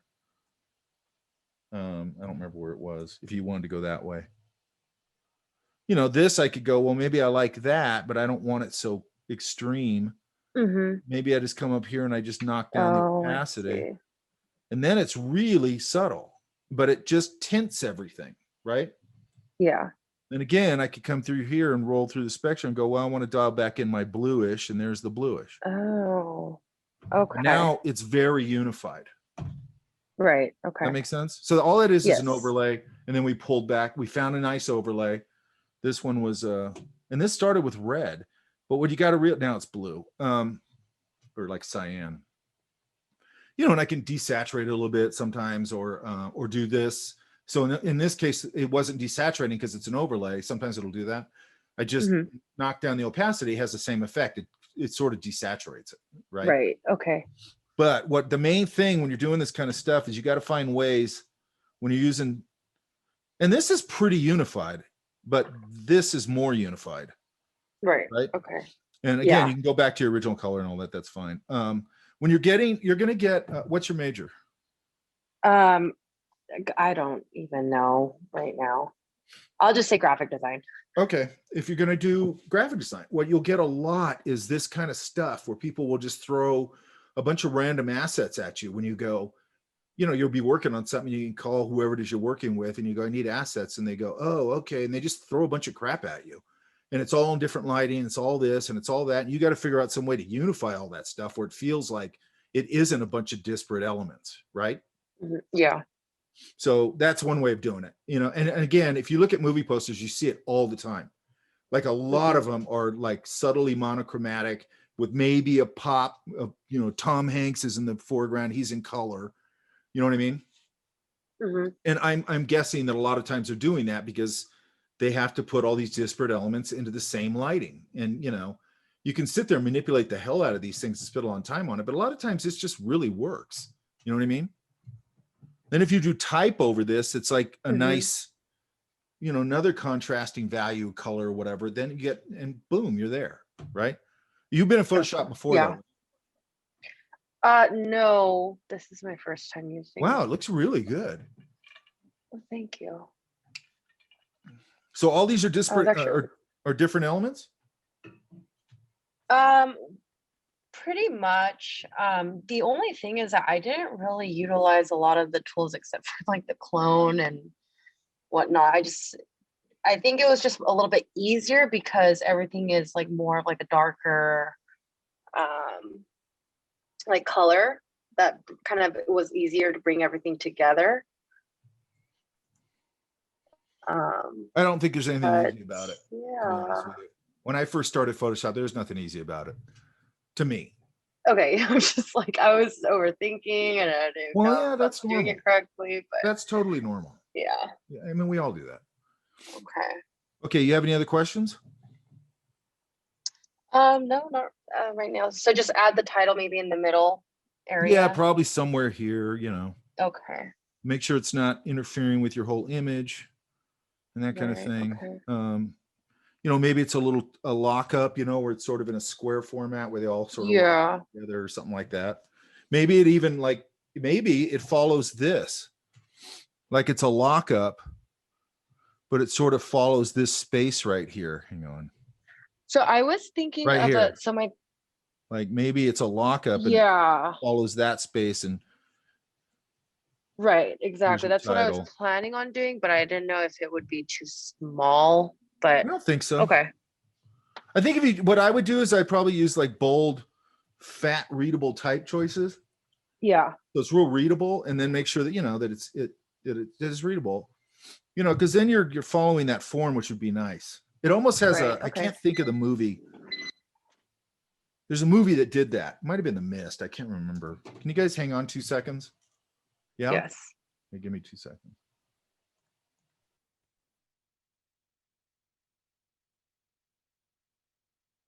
His hot pocket is done. That was actually my air fryer. Oh, damn it. I'm making chicken right now. That sounds good. It is lunchtime. Yeah.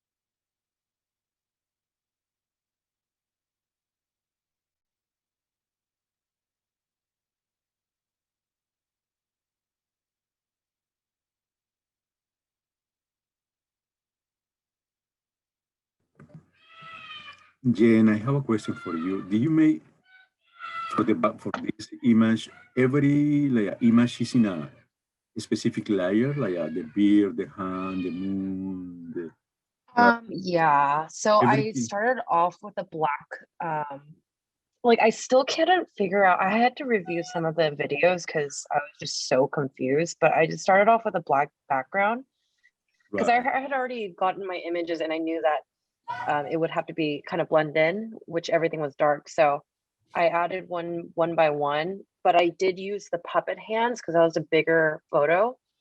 And I used that to gauge where I should put it and where I should like clone out or blur in. I don't know. But yeah, I used a separate layer.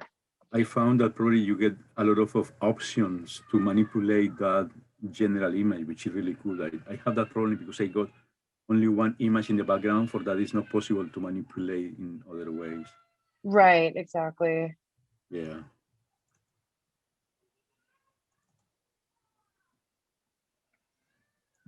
I think it looked really good. Yeah. Where'd you go? Oh, me? Yeah. Wait, this is really good. Oh, thank you. I think it looked really good, actually. I mean, again, wait, who was I just talking to? That was Jen. Okay. Oh, okay. I know why. All right.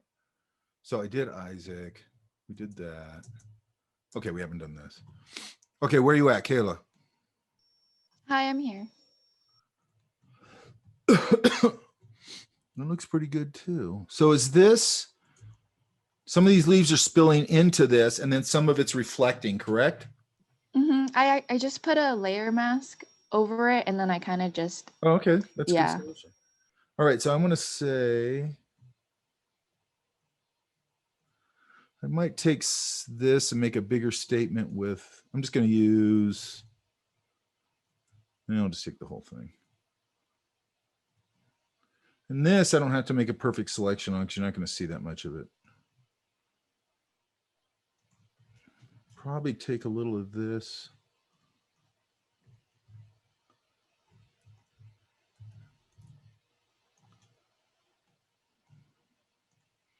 This is just like our camera thing.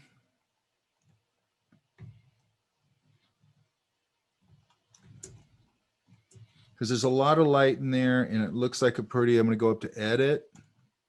This is on its own layer, by the way. I'm going to go up to edit, transform. Hang on. Why is it not giving me what I want? Edit. Oh, here it is. Skew. Pull this up. Quick layer mask. Black and white. Oops. What did happen? No. There it is. And I'm going to go on this mask. Oops. Not on the mask. There. And I'll pull it back a little.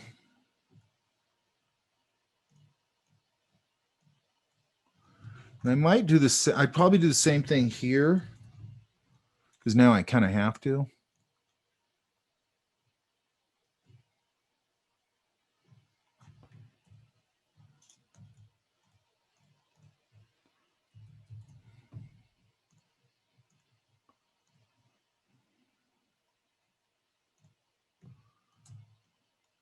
And then I'd probably do some of the outside doing that too. I screwed that up, but that's fine for now.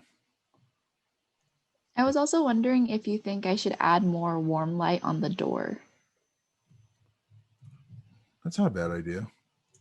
That's a good idea. Now see how getting the floor a little more interesting with the reflections helps a little bit? Yeah. And the girl, you already reflected her, so that's good. I might pull that back just a hair. What's going on with this damn thing? So I might take this. Might do the same thing. I might put a layer mask on it. That's a little better. Does that make sense? Yeah. So I'm always trying to, like, once you get the basic idea and see, we haven't hardly done anything to it and it just looks a lot nicer. So your question about warmth on the door, I like that idea. Yeah, I tried to change the hue of the room to make it more blue since the I like that. scenery I did on the outside was really warm. Yeah, I think all that's good. And then I'd probably do another layer. Pick, I don't know, some of this warmth out here. And again, oops. I got to switch my gradient tool up here back to that, transparent to nothing. Oops, damn it, I keep pulling this over.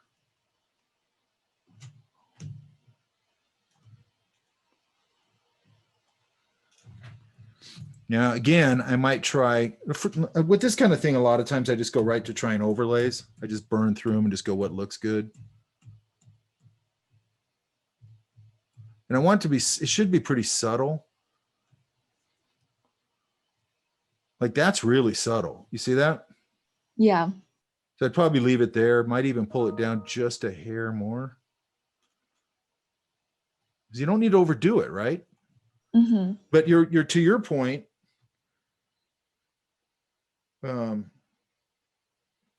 So those little, we didn't do much, and I actually feel like that's probably enough. Does that make sense? And you're the one who identified the warm door. That was a really good call. But look how much difference it made. You know what I mean? Yeah, I like it. And then just putting the stuff in the floor and all that kind of stuff, and that's it, right? I'd make sure with her, it's pretty good. That's actually pretty good. Might soften that up right there, maybe a little. Looks like you did there. She wasn't part of this background though, right? No, I took her out of just something else. Did you already manipulate the edges? It doesn't look super cut out. No, I actually overall did the like the whole select, and it did it like Photoshop just did it with like the magic wand, not the magic wand, but the other one. Oh, then I went in and tweaked the direct selection or whatever the hell it's Yeah, called. Object selection. Mm-hmm. It looks pretty good. Like the arms look really good. I was wondering if I should do anything for the bear because I felt like it looked, it kind of got lost because it's really similar to the color. I'd probably separate him out real clean. Oh, he already is. One thing I might do is just do this obvious. I always start with the obvious. You know, can I push that color a little bit? You know, I'd have to play around with it. Should it be, does it become a whole different color, the bear? Which might not make sense. Can I go, is it just a value thing where I can just pull the values up? I'm pulling out levels right now.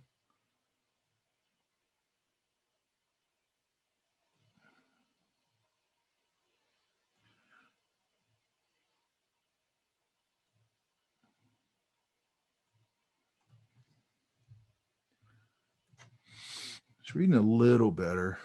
Might need to be a different color, maybe. You know what I mean? Mm-hmm. Might be that I could come in here. Maybe I could subtly lighten up a few of these things. I don't know if I'd want to do that. I think it might just be a color thing. Like, how can I get them to pop out of there? But I also got to go, you know, I mean, with the stuffed animal, I can get pretty loose with the color, if that makes sense. Yeah. Because I mean, it could really be anything. But, you know, if I'm going to do something like that, then I'm probably going to pull the saturation back a little bit, like more like that. And now he's starting to pop out of there a little better. Does that make sense? Mm-hmm. So the girl fits well enough in the image? Yeah. Okay, cool. I like it. It's like just by adding a couple of little things in there, because you already had the bones of it, Mm-hmm. I think it really elevated it. I was also thinking if I should put it at a Dutch tilt or if it looks good like it is. I don't think I'd do a Dutch is. tilt because it feels like a quiet moment. Dutch angle to me Okay. always feels more like an action moment. Mm-hmm. Yeah. Now, that's not to say that that's always true because there's no formula. You know what I mean? But usually, like if you ever watch the old Batman show, every time they come into like a room with all the villains and they were going to brawl, you know, the room would be at a canted angle and the whole fight scene would be at all these canted angles, or, you know, they tend to do it in that kind of thing where they want a sense of dynamism. Does that make sense? Yeah, because I saw a movie poster for The Hobbit and it was like Bilbo going through his door and that was at a Dutch tilt. So I was thinking if That's this super would look better. fantastical. Yeah. You know what I mean? And I'm not saying it doesn't, it wouldn't work here. You could try it. Okay. But it feels like a quieter moment. You know, does that make sense? Yeah, thank you. Yeah, really good. It's fun when you can just tweak a couple little things and you see how much difference it can make. You know what I mean? Yeah. Yeah, I like the way it looked. But it's mostly right now, everything that I'm doing here is pretty subtle stuff.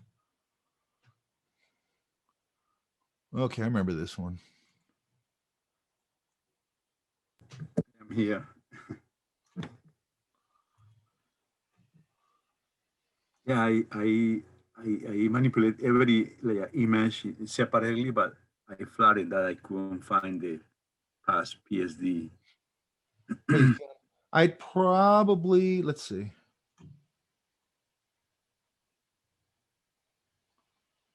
I'd probably separate this out. Just this part. The faucet.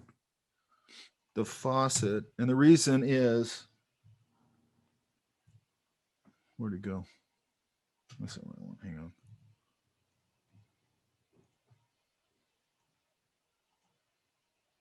That's why I hate groups.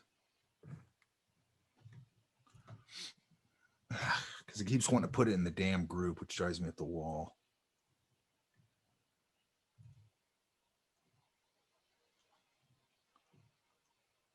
Okay. Okay, I've had it with that. Hang on.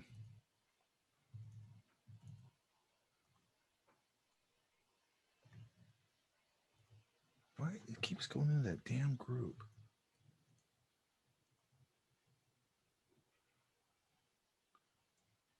There's something set up funky here. Hang on.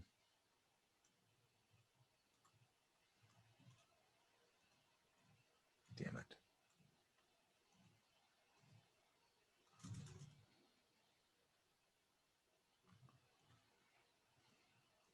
This thing. Oh, I know what it's doing. Hang on.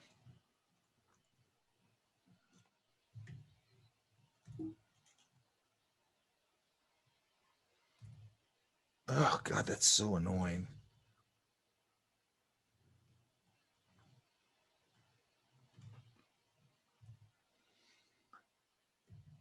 You've got like a mask or something on here that's just a pain in the ass. Okay, turn that off. We have a lot of difficulties working with the titles, and It's popping my stuff into another layer, which I don't want it to do. There it goes.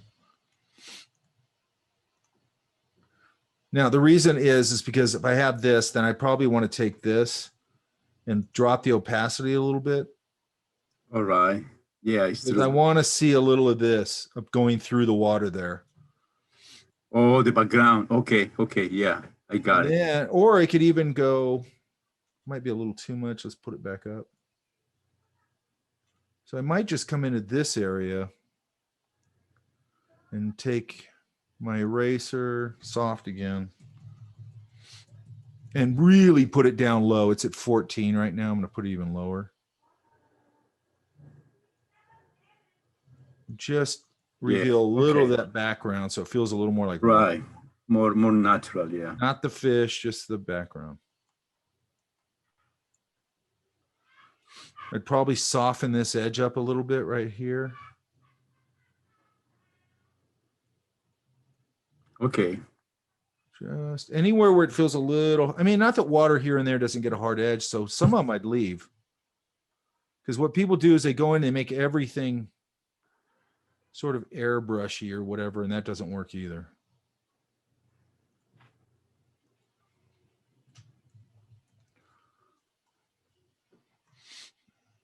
And I might, just for the hell of it, just to give it another little thing, I might take a darker value of this blue. Let's see if I can just do it with the same color. So I have this layer. I'm putting it over your background layer. I'm going to go up to my gradient. I have color to transparent. I'm going to pull it up. And then I'm going to, again, see if I can get a darker value of it with the overlay. Right. For some reason, it's not. Hang on. It's not affecting it. Hang on. Let me make sure I'm on the right thing. Oh, I'm not. Okay, hang on. Oh, that's weird. Oh, I know why. Okay, so I'm going to put this way up here.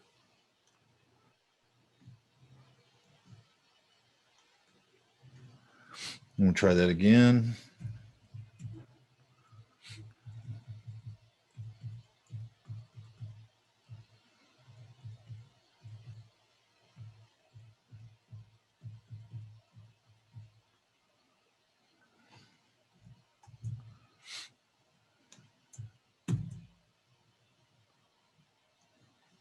I'm going to go to a darker value here. For some reason. There it is. See if I can go a little.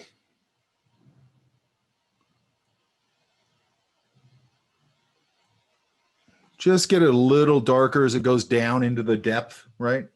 And all those things are really, by the way, those aren't really about like it being realistic or whatever.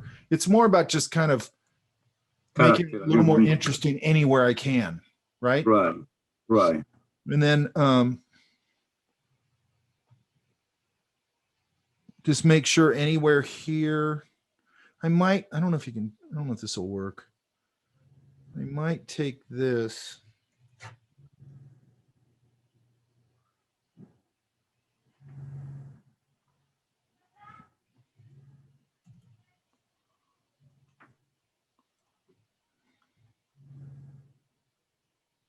Yeah, I like that because in that way they can get more contrast with the title. Yeah. Yeah, I'm just trying to figure out different ways to do it. One way you could do it is you could pick maybe one green. Let's just try this. And go to our hue saturation. Remember, we click this little button and it'll just monochromatic it out. So that makes less variation back there, which makes it a little, it unifies it a little bit. Then I can maybe lighten it or darken it, depending on what works. I'm going to saturate it just a hair. You know, so by unifying it a little bit, it just sort of sits back a little more. Does that make sense? Right. Yeah. Thank you. Because we want to make this stuff pop. So it's just this. Then I just make sure where it transitions here, I make sure these edges are working. Like I might soften a few. Again, not everywhere. Like this right here looks pretty good. I wouldn't fiddle with that. Probably fiddle around here a little bit and stuff like that. Does that make sense? Cool. Yeah. Thank you. That's it. Yeah. My concern is about the title. I am not sure you have the original. Well, the title needs to pop out of there more. Right. Because So I'm just going to go to the extreme. Something with the style, but I couldn't. I can just go. You remember in materials, I put my original idea with the title. This has some kind of weird thing on it. Hang on. I'm just going to get rid of that. All right. So now I have this. So now it could just be, it looks to me like it's just a contrast thing. Oh yeah. Something in that way. Yeah. More appealing. Right. And then I think it also could have a little more, heat up a little more space probably. Right. Yeah. Yeah. And also I have another idea, but this is making the title with a path, like in this way. I am not sure you have, in materials, I have my proposal. I am not sure you can get that one. There is a folder where is my original idea, because I want to add a title, one more in this area over here. Well, I don't know where it is. Out of the PSA, in another file. It's a whole other file? Yeah, there is Oh, I see it. Yeah. Another folder. I'm sorry, folder. Yeah, these are all the individual elements, right? Right, exactly. If you have the option to see that idea with the title here, if you can give me any like clue with how to add like a path to add a title in this area over here. Oh, you want to do a type on a path? Right. Exactly. I don't think so. You're talking about this, correct? Right. You see this one over here. Okay, let me think about that because I don't think. Let me see. Okay. To me, and I'm sure there's a way to do it in Photoshop. I just never do it in Photoshop. Yeah. The way I usually do that, and I'll look that up myself. The way I usually do that is I do that in Illustrator, because Illustrator has a tool just for that. Okay. Where you can just literally put type on a path. It's easy. Now, one thing you can do here, though, and it's probably not going to solve that problem, but they still have it on. I'll go over that next time. Okay, cool. Thank you. Because I'll get more into the type tools. But other than that, I think that's it. I appreciate it. Thank you. I think I'm gonna because today, what is today? Wednesday? Yes. Ugh. That's what's so weird about this. You come back one day and then we're screwed. Okay, I think I can get through these real quick. Who is this? Oh, that's me. Samantha. Yeah. That's a cool one. I like that. I love you to death. I'm not done with it, but yeah. Okay, so you're gonna blood spatter her, right? Yeah, so I still have to add like the blood splatter and a pope. A what? A pope, like, or Oh, you know, okay. the people that yeah. Some creepy clergyman. Yeah. And then make it a little bit darker and yeah. I think just this guy needs to get a little bit darker. He's popping out. It needs to get darker. Okay. Do you? Yeah. My question earlier was because I'm not sure if he's too small. And if No, he's fine. Okay. I mean, if you put him, he's back from her, I don't know, if you pull him way up here, he's not. Yeah, I was gonna still keep him up there, but maybe like a little bit taller. But then that was my question. I don't know. Maybe you're right. It could go a little bit. And if I move him, then him being smaller makes the room feel a little longer, and it's sort of surreal because the rooms aren't Yeah. actually that long. And I don't know if that's a bad thing because it's a little bit subtly unnerving, which I don't think is a bad thing. Yeah, that's why I kept him that way, because the main focus is her. I think too. what's interesting So, when you do this right is like you're using all these different elements, but there's an uneasiness to it because it's a little off just because by the nature of what you're using. Does that make sense? Yeah. But it's nice when it's not overboard where it's like, that's just a little uncomfortable. You know what I mean? Yeah. Which isn't a bad thing in this type of image. I'd have a smear. I might pull this down a little bit and add a little more floor, have that blood maybe following behind her. Does that make sense? Yeah, I was trying to do that, but I can't even tell how big the frame was. I was having difficulties seeing how big my Okay, if you want to see how big your frame is, you go right here to image size, image size. and then it'll bring up a dialog box like this. Okay. And this right here, you can, if it's on pixels, you can switch it. You have all these things you can switch. I like it on inches. So this whole thing is tiny. Yeah. 2 by 3 inches at 300, which isn't a good way to work, but for this, it's fine. You wanted to work at 72 on this at over. Yeah, I was trying to fix that, but like when I put my pictures in, it changed the whole like. That's because you're at 300. Like here's what happens if you set up like a small document, like a 9 by, I mean, this is a really small document, or like, let's say a letter size document. And then I go on Google and I go, oh, this is a nice big image on Google. And then I pull it into my document. All of a sudden it's tiny. It's because this is at 300 DPI.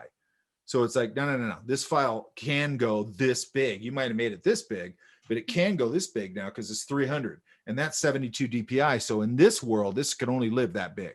But if I do it at 72, I'm going apples to apples because almost everything you pull off of the web is 72. So if I pull it into a 72 DPI document, it's going to give me the actual size of it. Does that make sense? Yeah. So there's no way I can change that. Nah, I think it's fine for now. No, if you change it now, you're going to screw everything up. Okay. So don't worry about it. So to make it a little bit longer, you just go back to your crop tool, which is either right there, or you just go C, and then I just pull it down a little bit, and then hit return, and there it is. Then I would just add some of this wood back into it. yeah, I actually took out benches right there and I made the floor because that way the dress could flow a little bit more. Yeah. So if you can, yeah. Then how are you going to do the blood spatter? Are you just going to use a rough brush? I was probably gonna do a smudge and a rough, just like combine it. Ideally, there used to be, and maybe there still is, there used to be a splatter brush in there, and that would probably work pretty good. I could probably find one. Oh yeah, you can find them online. My smudge. There used to be a good spatter brush in the standard brushes in Photoshop, but I don't think they're there anymore. It's weird. What do you think about the, like, do they look too cropped in? Because I feel like they looked a little too like cropped in. This way? No, like the bride needs to blend a little bit more. Yeah. So I was trying to. And again, check your edges. There's a little bit of fringe there. The defringe thing will get rid of that because that's really subtle. I tried it and it didn't really do a difference for me. You tried the defringe? Yeah, I did the mitting, right? And I went to mitting. It's under matting. Matting, yeah. It's right here, matting. remove white matte. They got rid of it. Mhm.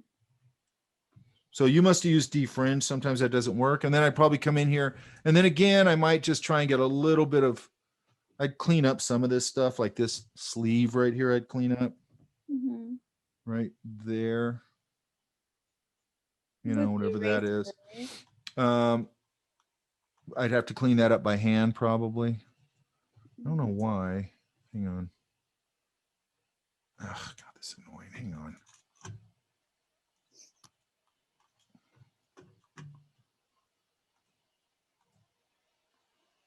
What the hell is going on here?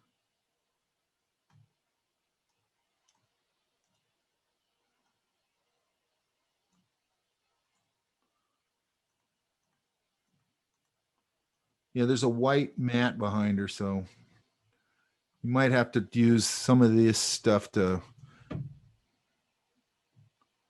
Well, there's a white space behind her, I see. You might have to paint some of this or clone it back in, some of this stuff, Okay.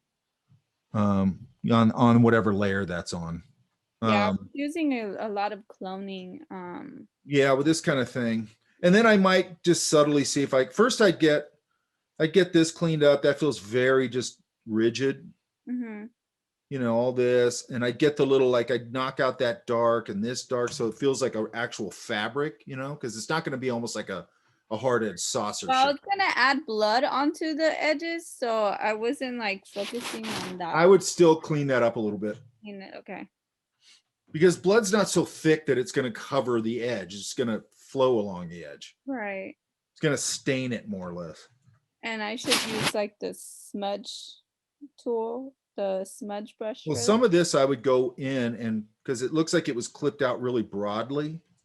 Mm-hmm. Like it's not picking up any of these indentations. It's just like a big, you know what I mean? Yeah. Way too hard edged. So I'd come in here with, I might even just do that with an eraser and just kind of clean that up. Because it's it was a little hard to use the pen tool on her. If you can well, you can't get close enough to use the pen tool on this. It's not a high res enough image. Yeah, that's so why I would just do it by eyeball with my eraser. Okay. Real subtle. You don't have to go crazy with it, but like these little areas under here, that's a shadow value, so that needs to go away. Mm-hmm. You know, and you can just knock that out. You don't have to be all super precise. It just has to look right. Does that make sense? Yeah. Okay. Yeah. How about if she used, I'm sorry, just a curiosity, some kind of shadow, no reflection, but some shadow, but the side of that shadow? dress. Well, you can always use shadow. You can always use reflected light, all that stuff. Right. Well, I had a question. Sorry. What? Did you just want like a title or do you want character names as well? And all you can do that if you want, but you don't have to do it. I want a title though. Just a title. Okay. Yeah. But if you want to put the block down there, you can do that. Okay. Where's Tang at? Right here. Okay, so we're just starting here, correct? Yeah. I think I'm gonna move the spaceship so I can make room for the title.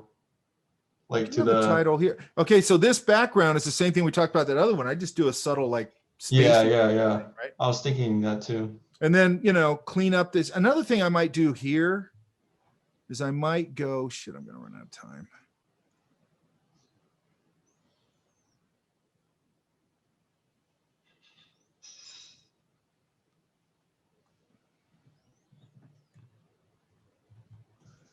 Okay, I just made a copy. I might go make another copy. I want to put this underneath. I'm going to go filter, blur.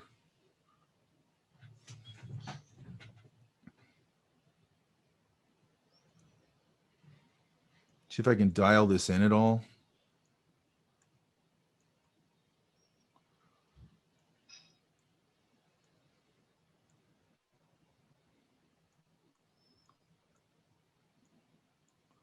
I don't like that, so I'm going to try this.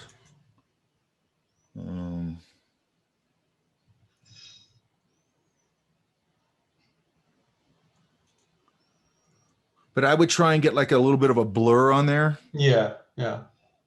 Preferably a motion blur, but sometimes. Let's try this again. That's a little better. Yeah, that looks pretty. So I would dial it in a little better than that. Okay. And I would also, but you know, something like that. That's not terrible. I might put like, just to give it a little more interest, I might drop in.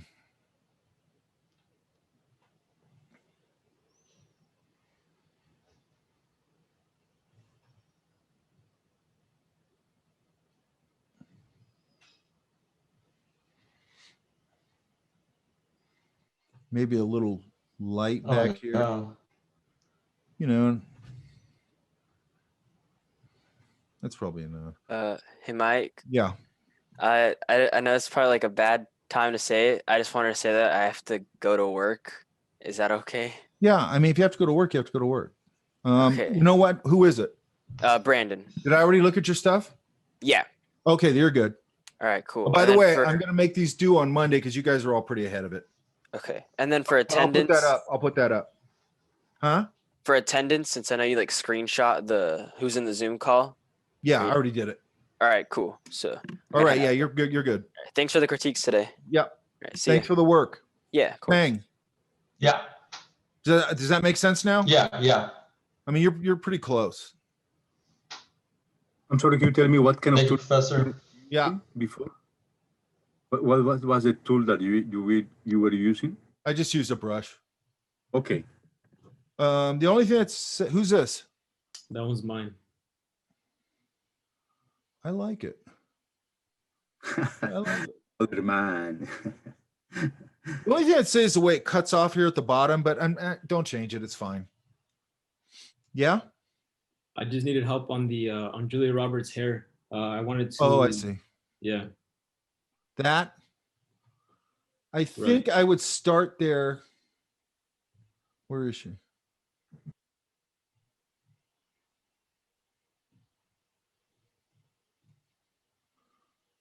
It's in the middle. It says Julia Roberts. Quiet you. Use that big brain. I've got a walnut-sized brain. I don't know if you're aware of that. Okay, I might start here. Actually, I might just come in here because it's obscured. So it really comes down to a question of how much do I need to show? But I think I might come in here with again, an eraser, start to erase some of this out. Now there's some other ways I'll show you later to do this. Probably, I don't know, next week or something. It's from Julia Roberts, which we have to show everything. I'm not a Julia Roberts fan for some reason.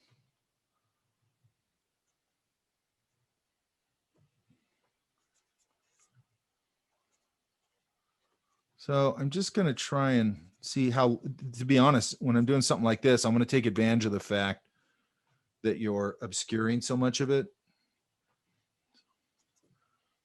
So I can probably come in here and probably get away with doing it this way for this project. Does that make sense? So later you're gonna show us the hair? Yeah. Okay. Probably sounds next good. week. I'll show you a way to really separate that out. Yeah. Yeah, sounds good. And we'll use it in a couple different ways.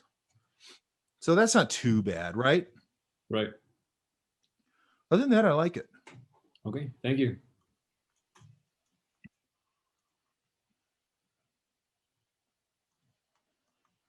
Okay, I've got one more. Then I got to get out of here because my class is going to start. Where you at? Right here. Okay, what I would do here is this thing docked, or I mean anchored, or is it in motion? It's docked actually. Okay, so I might, even though you probably wouldn't get this in this kind of water, I might do a really subtle reflection. Right? Or maybe even just a dark mass that's the shape of the ship. That kind of Yeah, I thought more of a dark mask because I was when I thought about reflection, like you really wouldn't get that in that No, you dark wouldn't. gray ocean. No, you wouldn't from it really depends on where you're looking at the water from. Does that make sense? Mm-hmm. So if you ever notice you stand on a dock and look down, you can see all the way to the bottom. You stand on a beach and you're kind of a couple of feet, what are you, 6 feet above the water, you're looking this way. Now you're getting the reflection of the sky into it. So it's really where you're looking at it. Does that make sense? Yeah, that makes more sense. But I agree with you. I think a subtle dark would be better. So we could take this. What happened? Oh, I flipped it the wrong way. We could take this. Tweak it. Then what I would do, start with, you have to tweak this, obviously. I would start with, just take that. I'd fill it with a gray.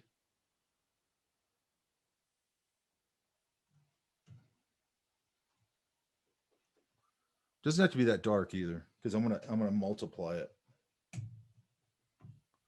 Then make sure it's underneath the other one. And then I tweak this so that, I don't even know if you need to actually, let's see. And then I'm just gonna go to multiply. And then I probably have to manipulate it. I might even manipulate it like a little bit.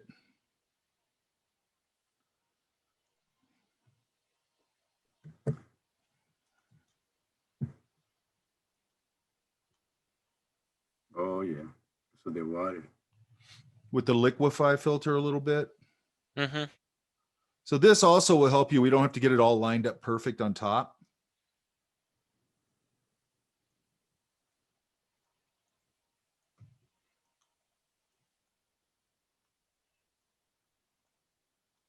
Let's just say that's good enough.